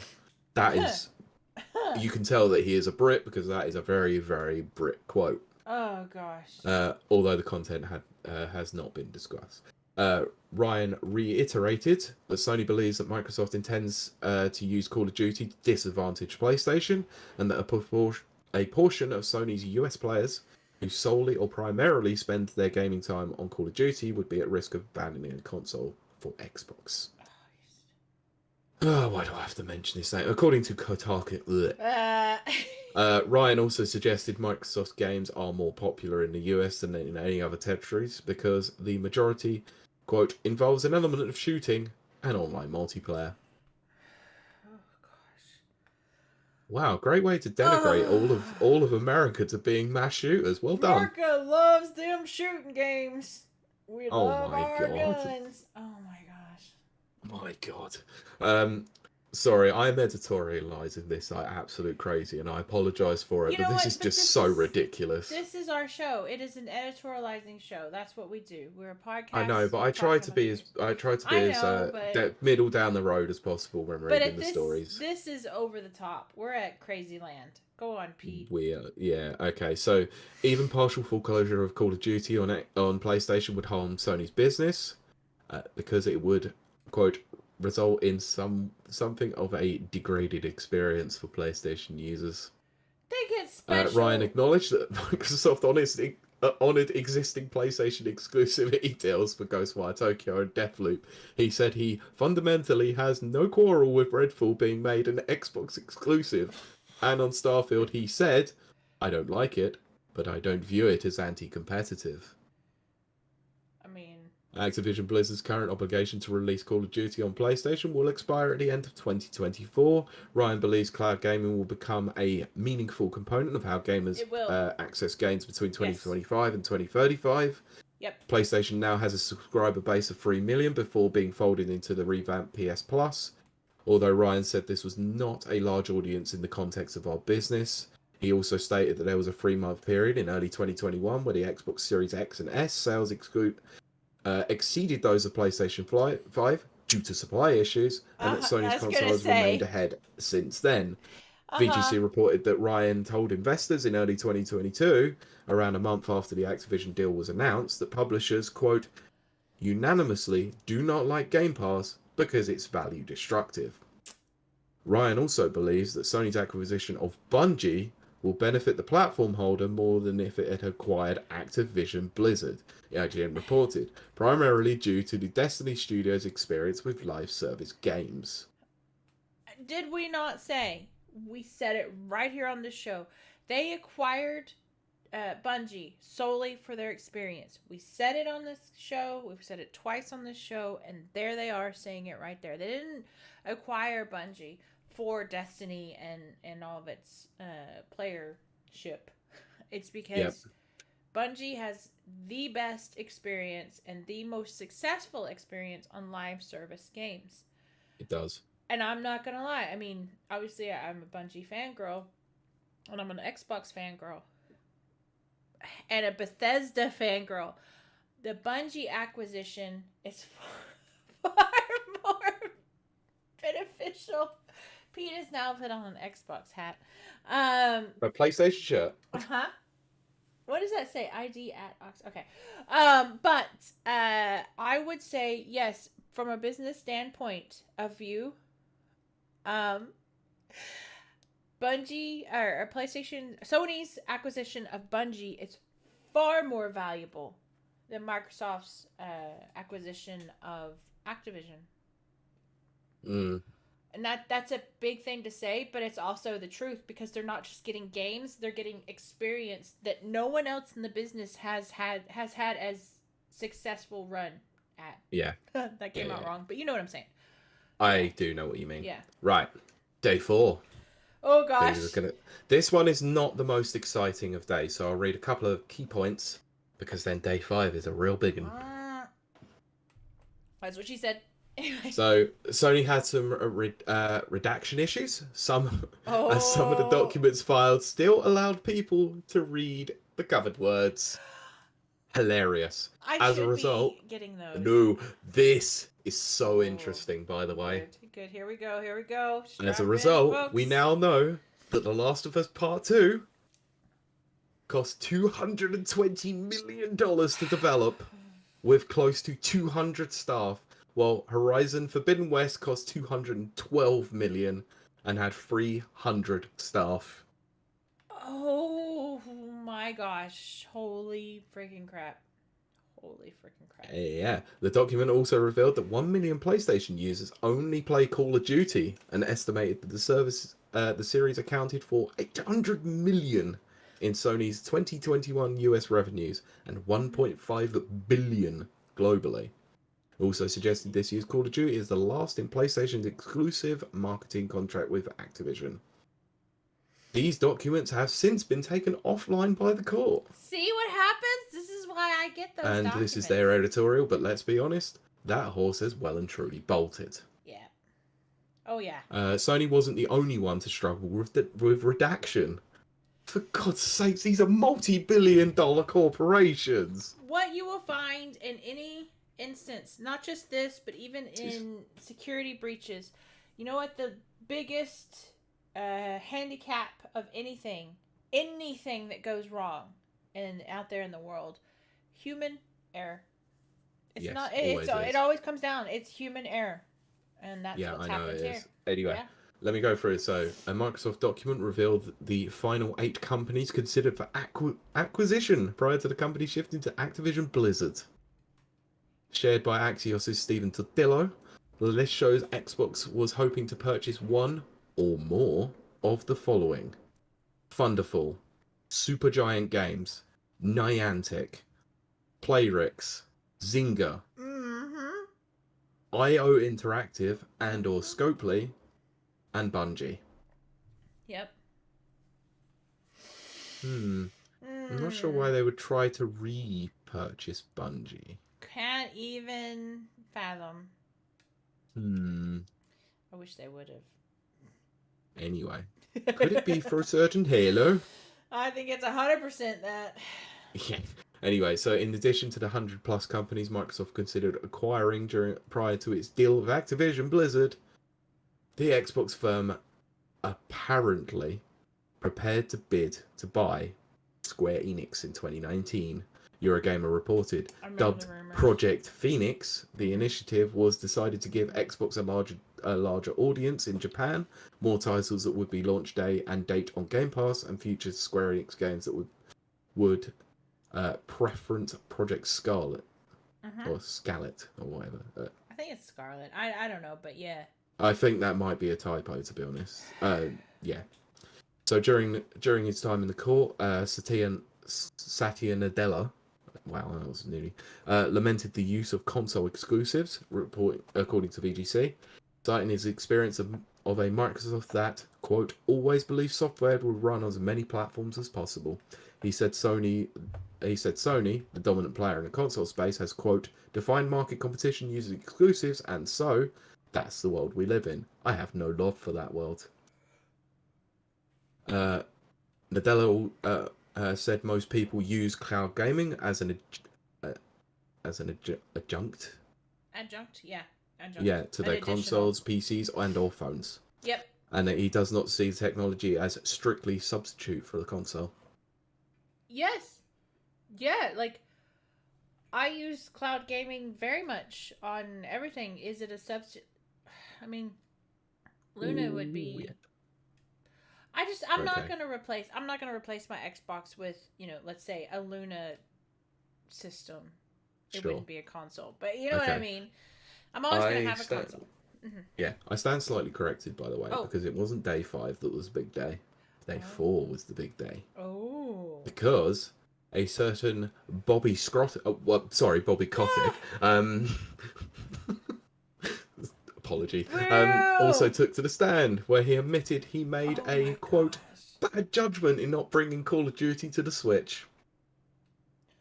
He explained that he was, quote, concerned about how much Nintendo was trying to accomplish with the Switch and didn't think it was going to be wildly successful. With 6 years and over 125 million units under the Switch's belt, Kotick recognised that was a bad decision on my part. You know what, Kotick? All of your decisions are bad decisions on your part. Expanding on this, The Verge reported that Kotick said Activision Blizzard, quote, will likely make a Call of Duty for the new Nintendo console. Although he adds there are no specific plans. It was also claimed that he did not know about Microsoft's promise to bring Call of Duty to Switch until it was reported by the press, and that Activision, quote, doesn't have any present plans. I can't stand Kotick also has a, quote, general aversion to the idea of multi-game subscription services, believing they are, quote, not the best way to enable players to make their investments. He also later acknowledged that a lot of people at his company disagree with this. Oh, I can't stand him. Oh, I can't stand him. This was reported by Tweaktown's Derek Strickland.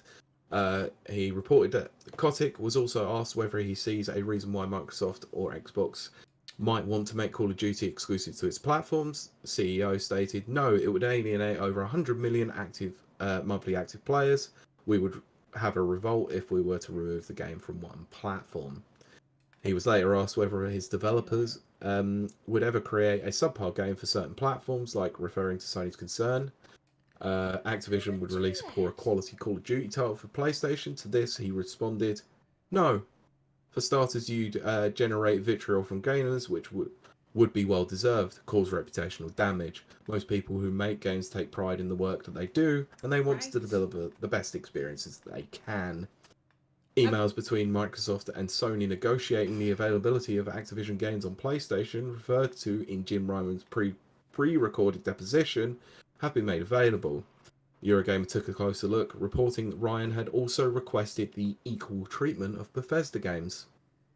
Another document uncovered by Stephen Totilo showed a statement from Microsoft CFO Amy Hood, who said the possibility of making Call of Duty exclusive to Xbox was never assured or discussed with me, nor was it mentioned in any of the presentations or discussions with the board of directors.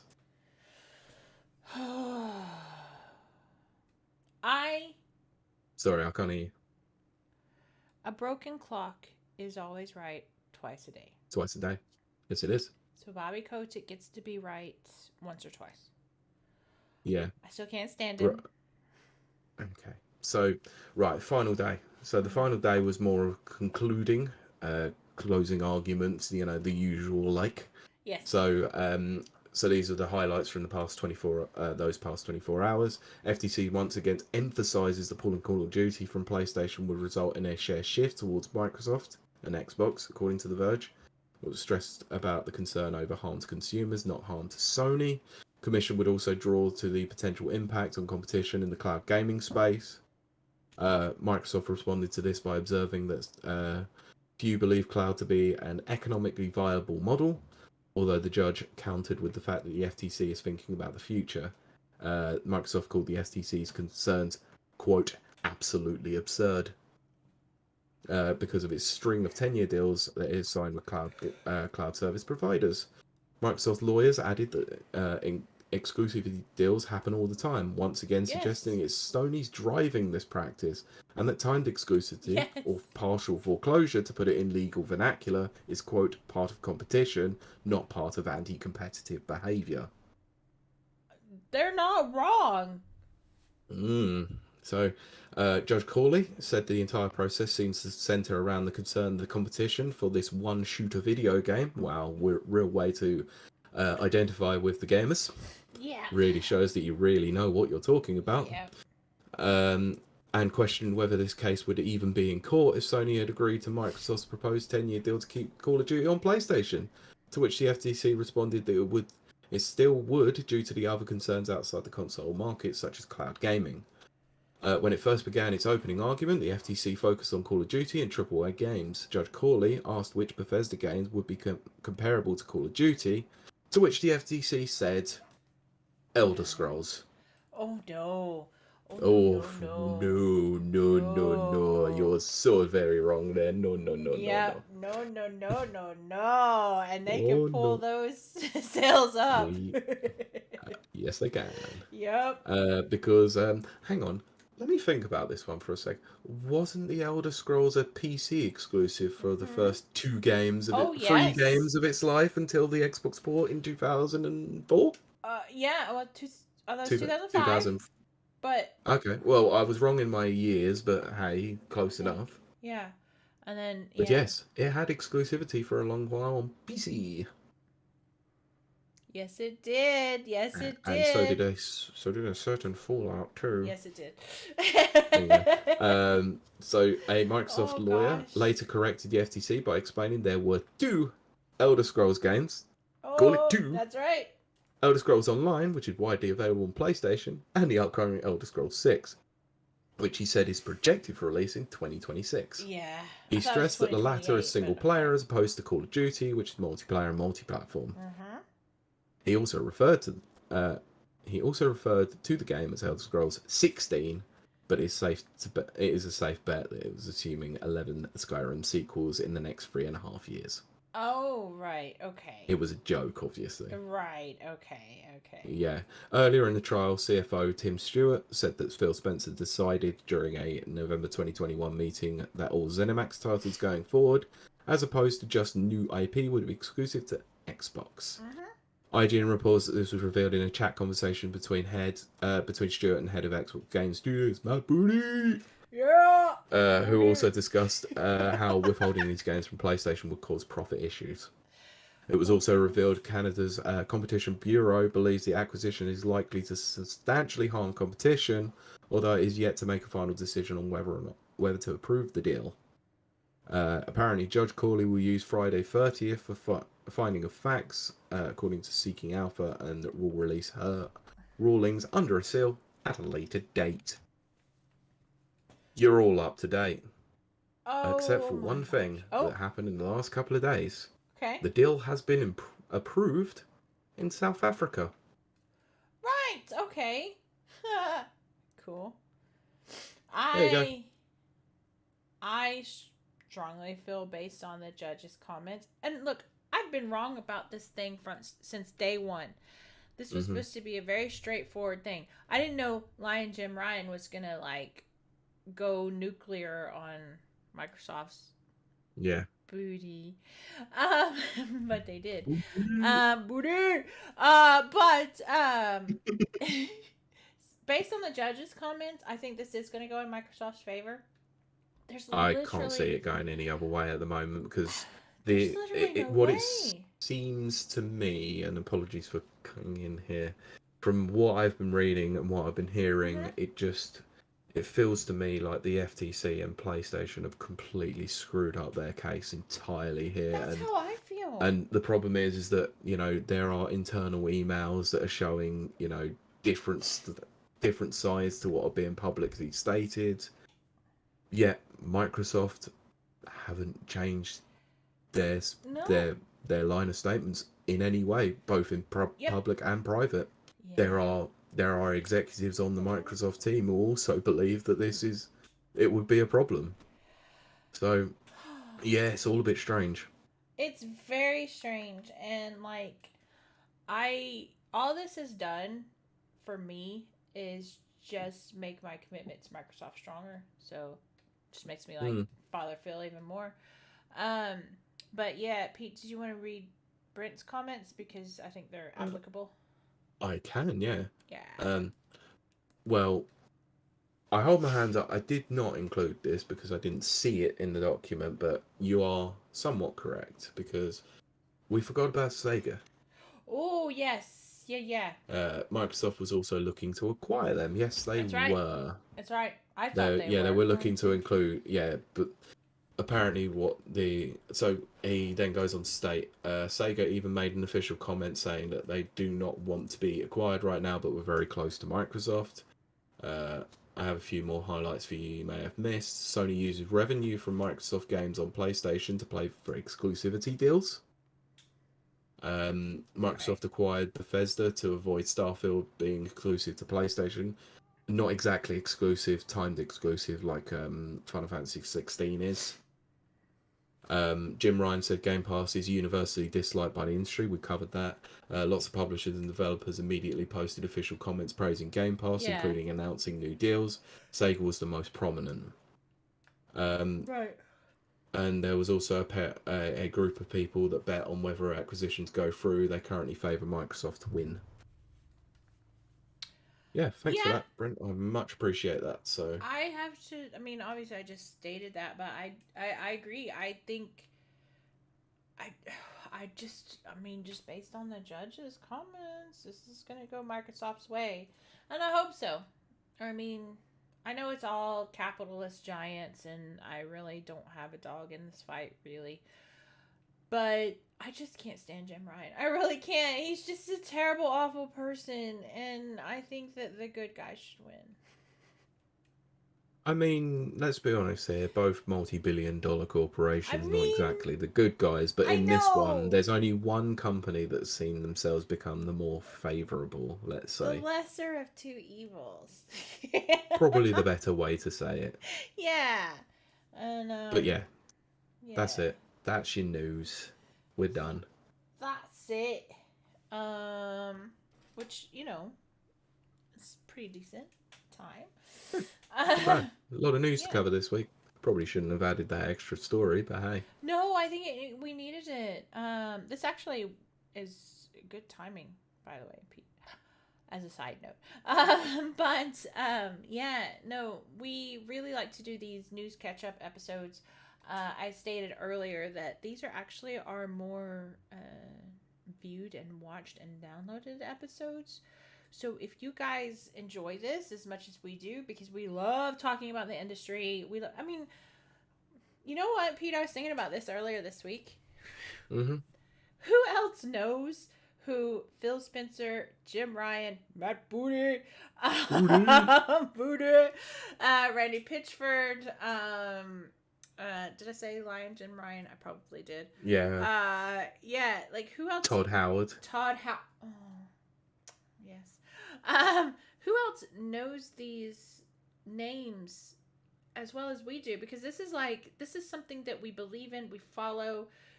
We're into not just games, but the industry and that sort of thing, which I do think separates us from a lot of other outlets out there.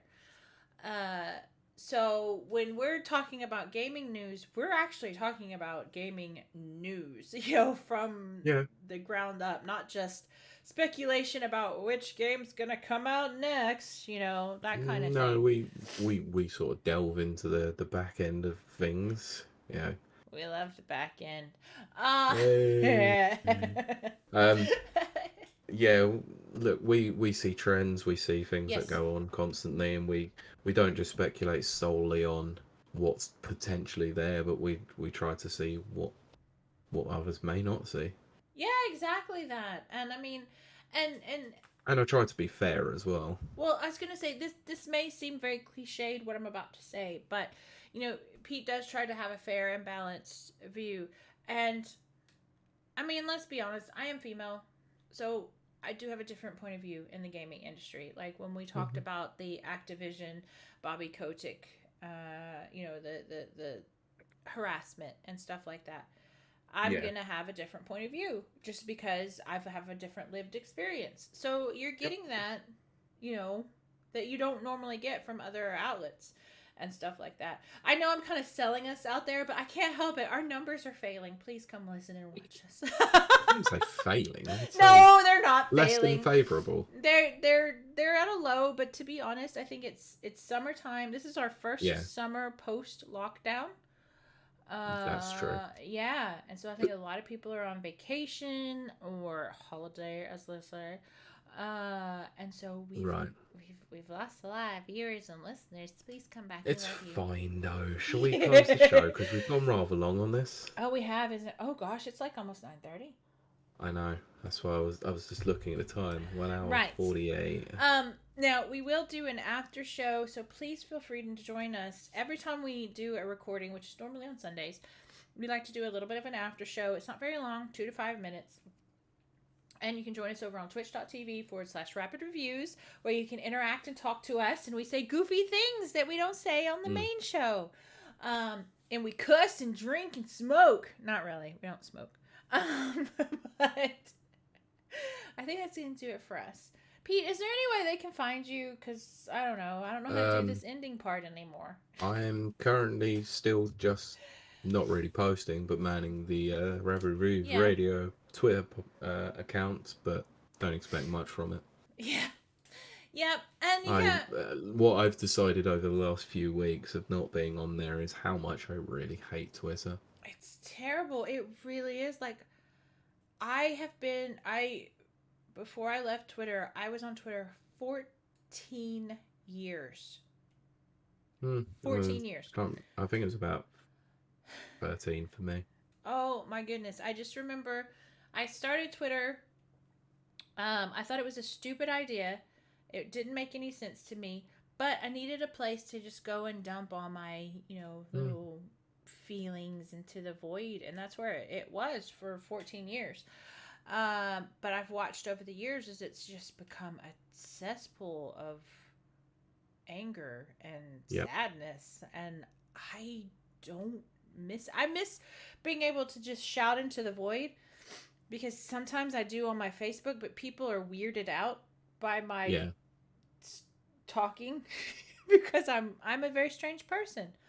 And on Twitter they weren't weirded out by it, so I kind of miss that. But outside of that, I don't miss the anger and the fighting and the constant bickering and the oh my gosh, just be happy. But I will say this, I do some CrossFit-y stuff over, and some mental health stuff over on Instagram.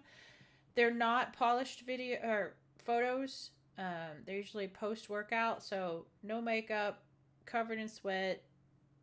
I ain't looking like no movie star type person. It's all about fitness and mental health. But you can find me over there at Kiley Yellick. Let's see. And then I think that's going to do it for us, Pete, unless you want to add anything. Nah. Actually, quickly, just because Brent's been in chat. Oh, yes. So, as for what's next today is the last day for the verdicts to give time before temporary restraining order expires. New Zealand should have a verdict on the 17th. Merger contract expires the 18th, if not renewed. Microsoft will owe $3 billion to ABK. That's Activision Blizzard King. CMA's final recommendation is due 19th. All paperwork for CAT is done. Is due for the 24th. Right. The CAT hearing begins on the 28th. So August 2nd, the FTC trial if it wins, and late August, early September is when CAT decision is due. Right. Thanks, Brent. We really appreciate the updates there. Definitely. But I think that's going to wrap it up for this episode. Also, stay tuned because that is our main story, the Blizzard Activision FTC. I will only update if there's something significant. Is what? What'd you say? I said it will only update if there's something significant, such as a ruling. I thought you said another word. But I think that's going to wrap it up for us. So we will see you and talk to you next week. Bye. Booty. Oh, that is the And yes, I named the episode Booty. Oh, goodness. Oh goodness, Matt Booty. That is just too funny of a name. Like, really. But anyway, thank you guys. Our chat has been great tonight. Wonderful, thank you. Considering we didn't think anyone was going to show up at first. I didn't think anyone was going to show because this is an odd time. It's getting late for me and Pete, type of thing. But I'm not kidding. Like, Raw. I know Pete and I say it all the time. We don't try to concentrate on numbers. But it is human nature to take a little peek. We try not to really hard, but it is human nature to take a little peek. And things... Just a little peek. Just a little peek. And things have been dipping. But they're not awful. But, you know, we just do wonder. Thank you, guys. We really appreciate it. Brent said a great episode. Lots of good info. Nana said a great episode. That means like the world. That's literally means the world to us. That's not joking. That's like the whole reason we do this is for that. You guys. Yeah. So we're gonna try some news eps for a while. I think. Although we might do for a little bit. Yeah. We've got a weird fun episode coming up next week. And then we forgot to actually announce that on the main show, didn't we? Well. Whoops. It's fine. There's not actually going to be an episode this week. There is and there isn't. Well, yes and no. Yes. So I'm actually on vacation. We're still doing it Sunday, right?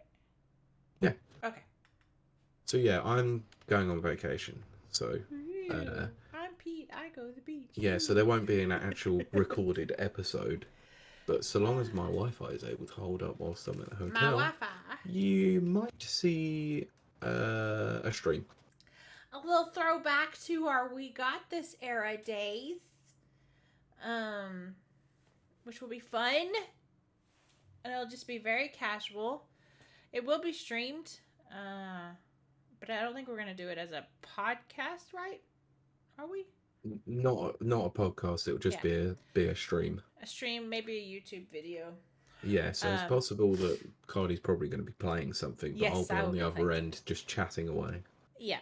And that'll be fun. It'll be casual. We'll still be here, and it'll be all about you guys, and what you have to say, and all that fun stuff.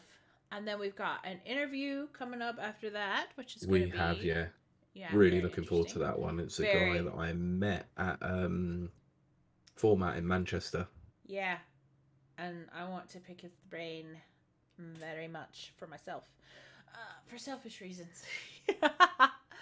And then we might do more news eps, because the news eps do perform. They do all right. Yeah. They do all right. Yeah. And it seems like you guys quite like to be informed. Yeah.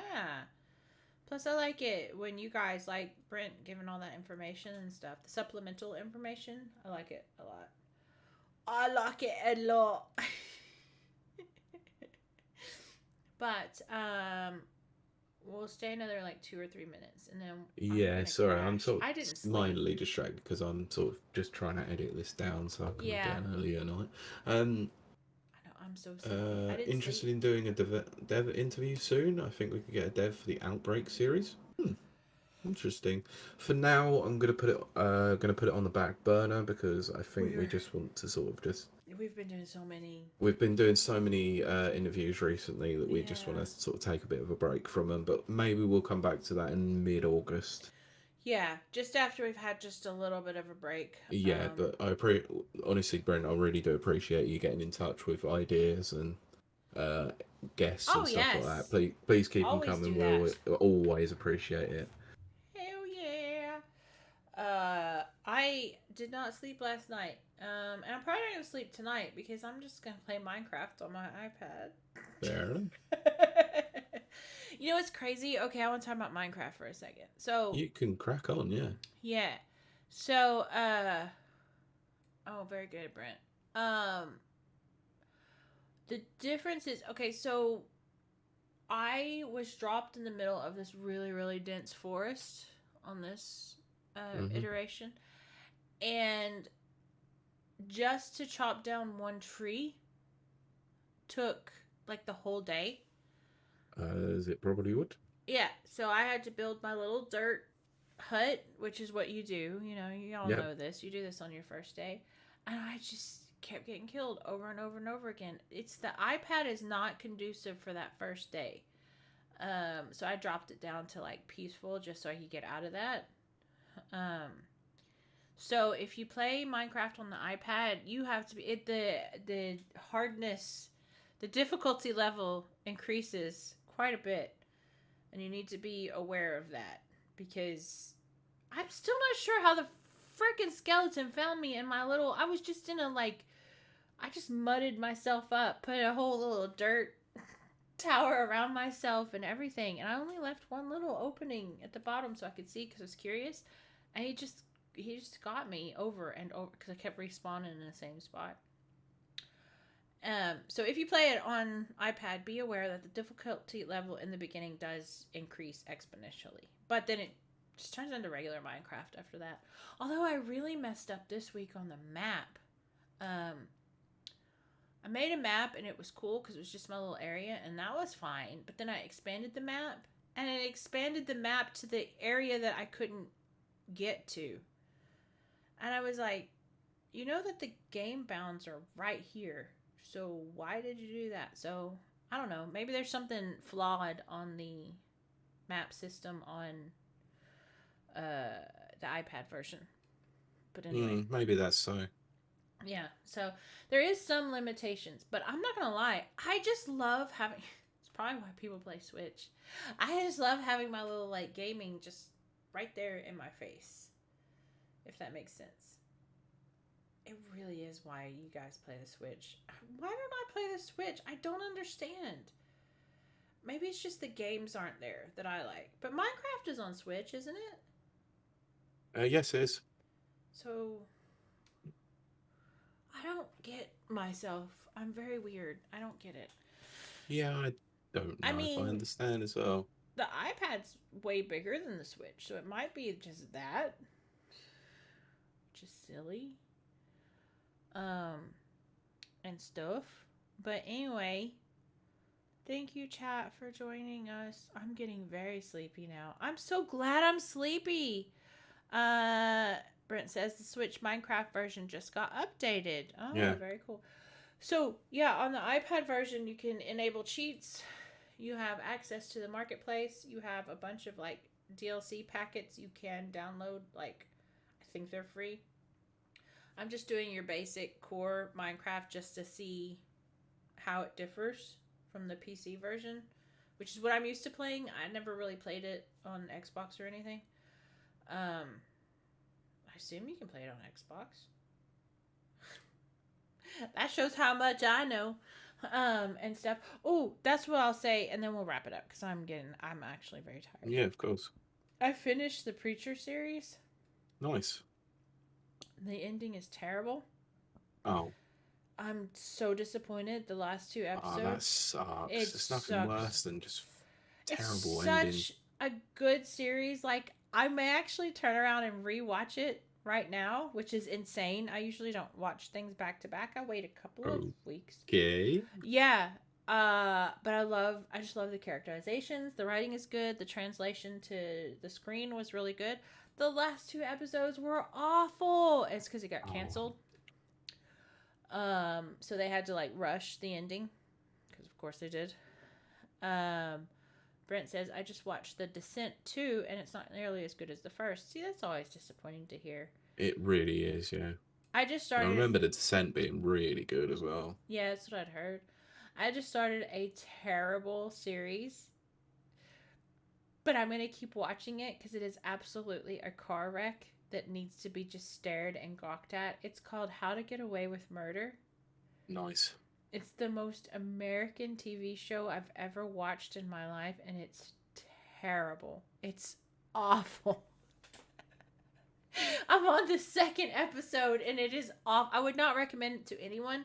I just really like watching terrible, awful TV sometimes to punish myself. Apparently, there's 6 seasons of this. I don't know that I'll make it the entire 6 seasons. But holy crap. But if anyone has any recommendations, I mean, I'm still hurting from Preacher. I kind of just want to rewatch it. And then I said, one recommendation I can make. What's that? Secret invasion. Sorry, couldn't help myself. Uh-huh. I've Oh, watched a bit goodness. of one of those episodes, and I'm not looking forward to covering that Oh, show. goodness. I'm not looking forward to that at all. It wasn't a great comic book, I'll tell you that much. But it was at least better than the show. Sure. I'm sure it was better. I'm sure. I obviously haven't seen it. Oh, and also shout out to everyone, and I think on here specifically, Pete and Nana, for sending me that amazing picture of Deadpool and Wolverine. Thank you so much. I'm so excited to see Wolvie in his blue and golds. That made me like so excited. I'm not gonna lie, because I'm not on Twitter, so I don't get to see it. But for anyone who does know anything about the X-Men, I don't know that there's many people out there.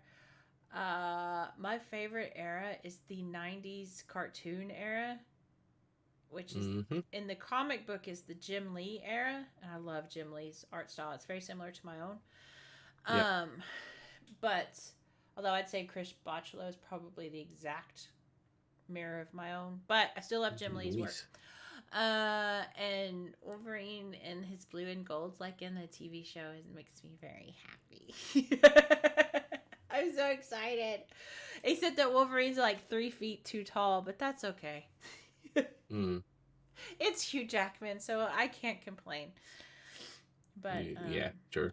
I am looking very forward to that. And then I will say, I cannot wait to watch Oppenheimer and Barbie. And when I do watch those, we will report back, because I do want me and Pete to talk about Oppenheimer. I'm pretty sure Pete's gonna have to watch Barbie. Well, I do have to watch Barbie because I'm gonna go and take the missus to see it. It's gonna surprise you, Pete. It's not what you think it is. Okay, but interestingly enough, I come back on the 20th, and Oppenheimer comes out on the 21st, and I'm still off work. Oh, I'm going first showing of the day. Okay, so we'll probably see it at the same time then. More than likely, yeah. Yeah, it's going to blow. Oh gosh, it's gonna blow your mind, literally. Do you want to know the great thing that I saw the other day? What's that? Not one piece of CGI used in Oppenheimer.